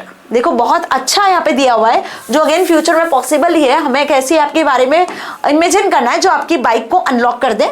Instead of typing a password you simply scribble the numbers that is written, उसको बस आप phone screen पे जो number लिखे हुए finger से उसको scribble कर दो। तो इसे क्या कहेंगे, यहाँ पे जो मशीन आपके डिजिट्स को आइडेंटिफाई कर पाएगी, राइट, तो यहाँ पे कहेंगे डिजिट रिकॉग्निशन। जो डिजिट लिखे होंगे उसके बेसिस पे जो आपके बाइक को अनलॉक किया जाएगा। Understood this thing. तो इस टाइप के क्वेश्चंस बेटा एग्जाम में आएंगे। तो यहाँ पे object classification, anomaly detection, object identification, digit recognition, इन टेक्निक्स के बारे में आपको पता होना चाहिए। इसके एग्जाम्पल्स आपको समझ में आ गए। तो मैंने क्या कहा, 4 नंबर के क्वेश्चन कोई भी ऐसे नहीं होंगे कि आपको भर भर के पेज आंसर लिखना है। This type of question will come. Now 20th question, read the following paragraph and answer the questions that follow. आपको इस पैराग्राफ को रीड करना है। On the basis of this paragraph you have to give the answer. क्या paragraph दिया हुआ है, a school recently tested an AI model design to predict whether students would pass और fail their final exam. School ने क्या किया, एक ऐसा एआई मॉडल डिजाइन किया गया है और उसको चेक कर रहे हैं कि स्टूडेंट फेल है या पास है फाइनल एग्जाम में। Out of 100 student the model correctly predicted that 40 students would पास। 100 में से मॉडल ने ये प्रिडिक्ट किया है कि 40 बच्चे पास है एंड दे एक्चुअली डिड। तो मशीन ने जो प्रिडिक्ट किया वो सही प्रिडिक्ट किया है कि 100 में से 40 जो बच्चे हैं वो एक्चुअल में भी पास है और जो प्रिडिक्शन है वो भी सही है। It also correctly identified 30 students who were going to fail. Machine ने ये भी एनालाइज किया, ये भी प्रिडिक्ट किया है, वो भी करेक्टली प्रिडिक्ट किया है कि 30 जो है वो फेल हुए हैं। मतलब प्रिडिक्शन और एक्यूरेसी जो रिजल्ट रियलिटी है वो दोनों ही करेक्ट है। However, the model predicted that 20 student would pass. अब मॉडल ने ये प्रिडिक्ट किया था कि 20 स्टूडेंट पास होंगे but they ended up Fehling, वो फेल हो गए। ठीक है, additionally it predicted that 10 students would fail, है ना। मशीन ने ये भी प्रिडिक्ट किया था कि 10 स्टूडेंट्स फेल होंगे, बट अकॉर्डिंग टू दिस जो करेक्ट प्रिडिक्शन है और करेक्ट है क्वेश्चन वो हमें मिल गया। So but they actually passed, okay, वो एक्चुअल में पास हो गए। मशीन ने ये प्रिडिक्ट किया था कि 10 स्टूडेंट फेल होंगे बट वो एक्चुअल में पास हो गए, 20 बच्चे पास होंगे बट वो एक्चुअल में फेल हो गए। So draw the confusion matrix based on the above information. तो अब आपको ये क्वेश्चन पढ़ के समझ में आ गया होगा कि हमें इसका क्या बनाना है, एक कंफ्यूजन मैट्रिक्स बनाना है और उसके बाद इसमें एक्यूरेसी को कैलकुलेट करना है। Okay, show your working and write the total number of wrong predictions. Total number of wrong predictions क्या है वो भी कैलकुलेट करना है। तो अगर मैं कंफ्यूजन मैट्रिक्स की बात करूं तो ऑब्वियस सी बात है कि कंफ्यूजन मैट्रिक्स में 2 सेगमेंट होते हैं। कौन कौन से 2 सेगमेंट होते हैं मैम? एक तो होता है प्रिडिक्शन कि आप क्या प्रिडिक्ट कर रहे हो, दूसरा होता है रियलिटी की रियलिटी में क्या हो रहा होता है, मशीन क्या प्रिडिक्ट कर रही है और रियलिटी में क्या चीज है। हम यहाँ पे देखते हैं इसकी वैल्यू को पॉजिटिव नेगेटिव से, या आप इसको ट्रू फॉल्स भी कहते हो समटाइम्स, या आप इसको यहाँ पर पास फेल का कॉन्सेप्ट है तो हम यहाँ पे इसको पास या फेल भी कह सकते हैं। सिमिलरली रियलिटी में पास है या रियलिटी में फेल है, तो यहाँ पे कुछ ट्रू पॉजिटिव, ट्रू नेगेटिव, है ना, फॉल्स पॉजिटिव और फिर वही true false positive, false negative, ऐसे कुछ केसेस आपको देखने को यहाँ पर मिलते हैं कंफ्यूजन मैट्रिक्स में। यही कंफ्यूजन मैट्रिक्स कहती है। तो चलो अब देख लेते हैं।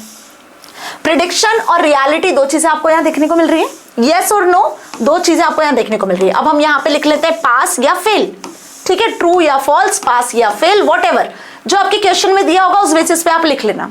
तो अब क्या मशीन ने प्रिडिक्ट किया था कि 40 बच्चे पास होंगे और एक्चुअल में भी 40 बच्चे पास हो गए, तो ये ट्रू पॉजिटिव हो गया, है ना। मशीन ने क्या प्रिडिक्ट किया था कि 30 बच्चे जो हैं वो फेल होंगे और एक्चुअल में भी 30 बच्चे ही फेल हुए, तो यहाँ पे देखो जो है बेसिकली ये आपका 30 ट्रू नेगेटिव में आ गया, ठीक है। रियलिटी में तो 30 है ही, है ना। अब वही मशीन ने और भी ये प्रिडिक्ट किया था कि 20 बच्चे पास होंगे और बल्कि वो फेल हो गए, और 10 बच्चे फेल होंगे बल्कि वो पास हो गए। तो false positive, false negative, true positive, true negative में 4 वैल्यूज आपकी आ चुकी है। ये समझ में आ गया। जो जो मशीन ने प्रिडिक्ट किया वो हमने यहाँ पे रियलिटी में क्या था, प्रिडिक्शन क्या था, वो लिख दिया। अंडरस्टूड। तो अब ये आपको कंफ्यूजन मैट्रिक्स बना के आनी होगी on the basis of this given data.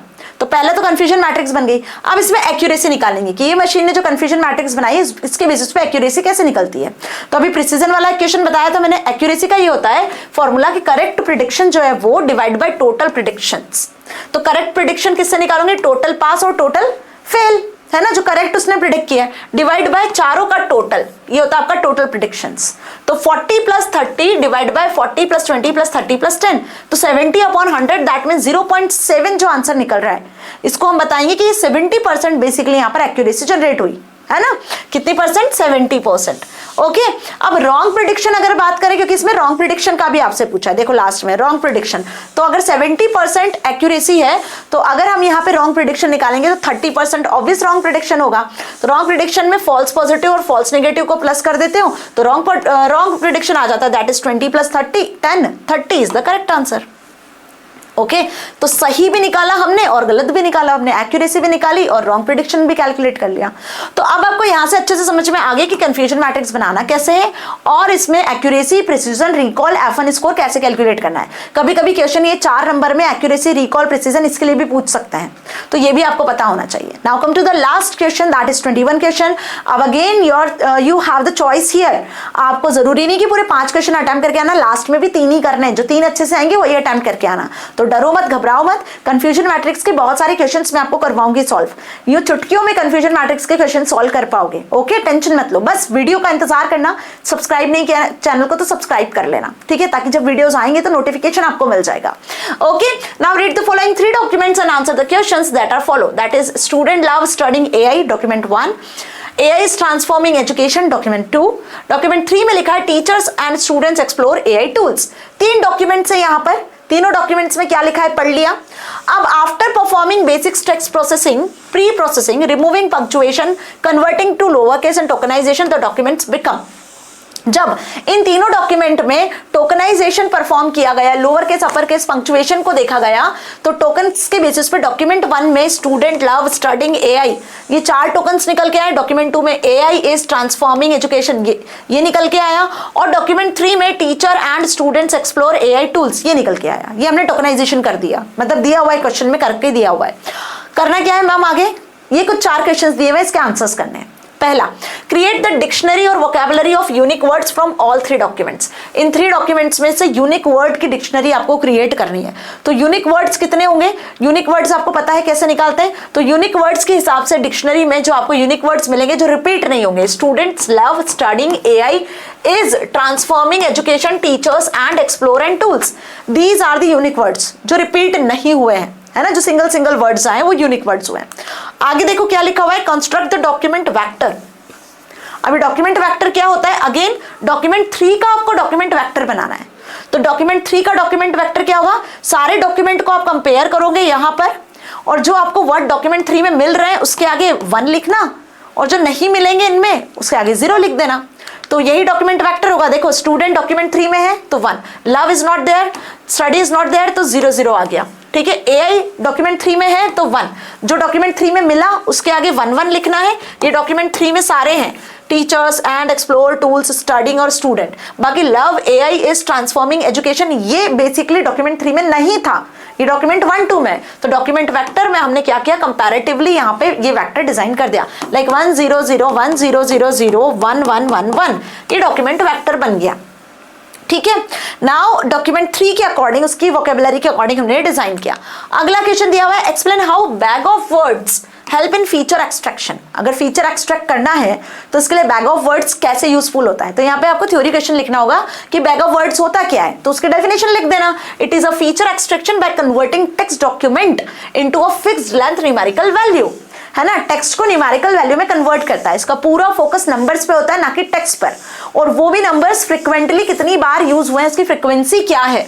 So it is based on the frequency, ये फ्रीक्वेंसी पर बेस्ड होता है, वर्ड्स की फ्रीक्वेंसी जो वोकैबुलरी में डिफाइन की जाती है।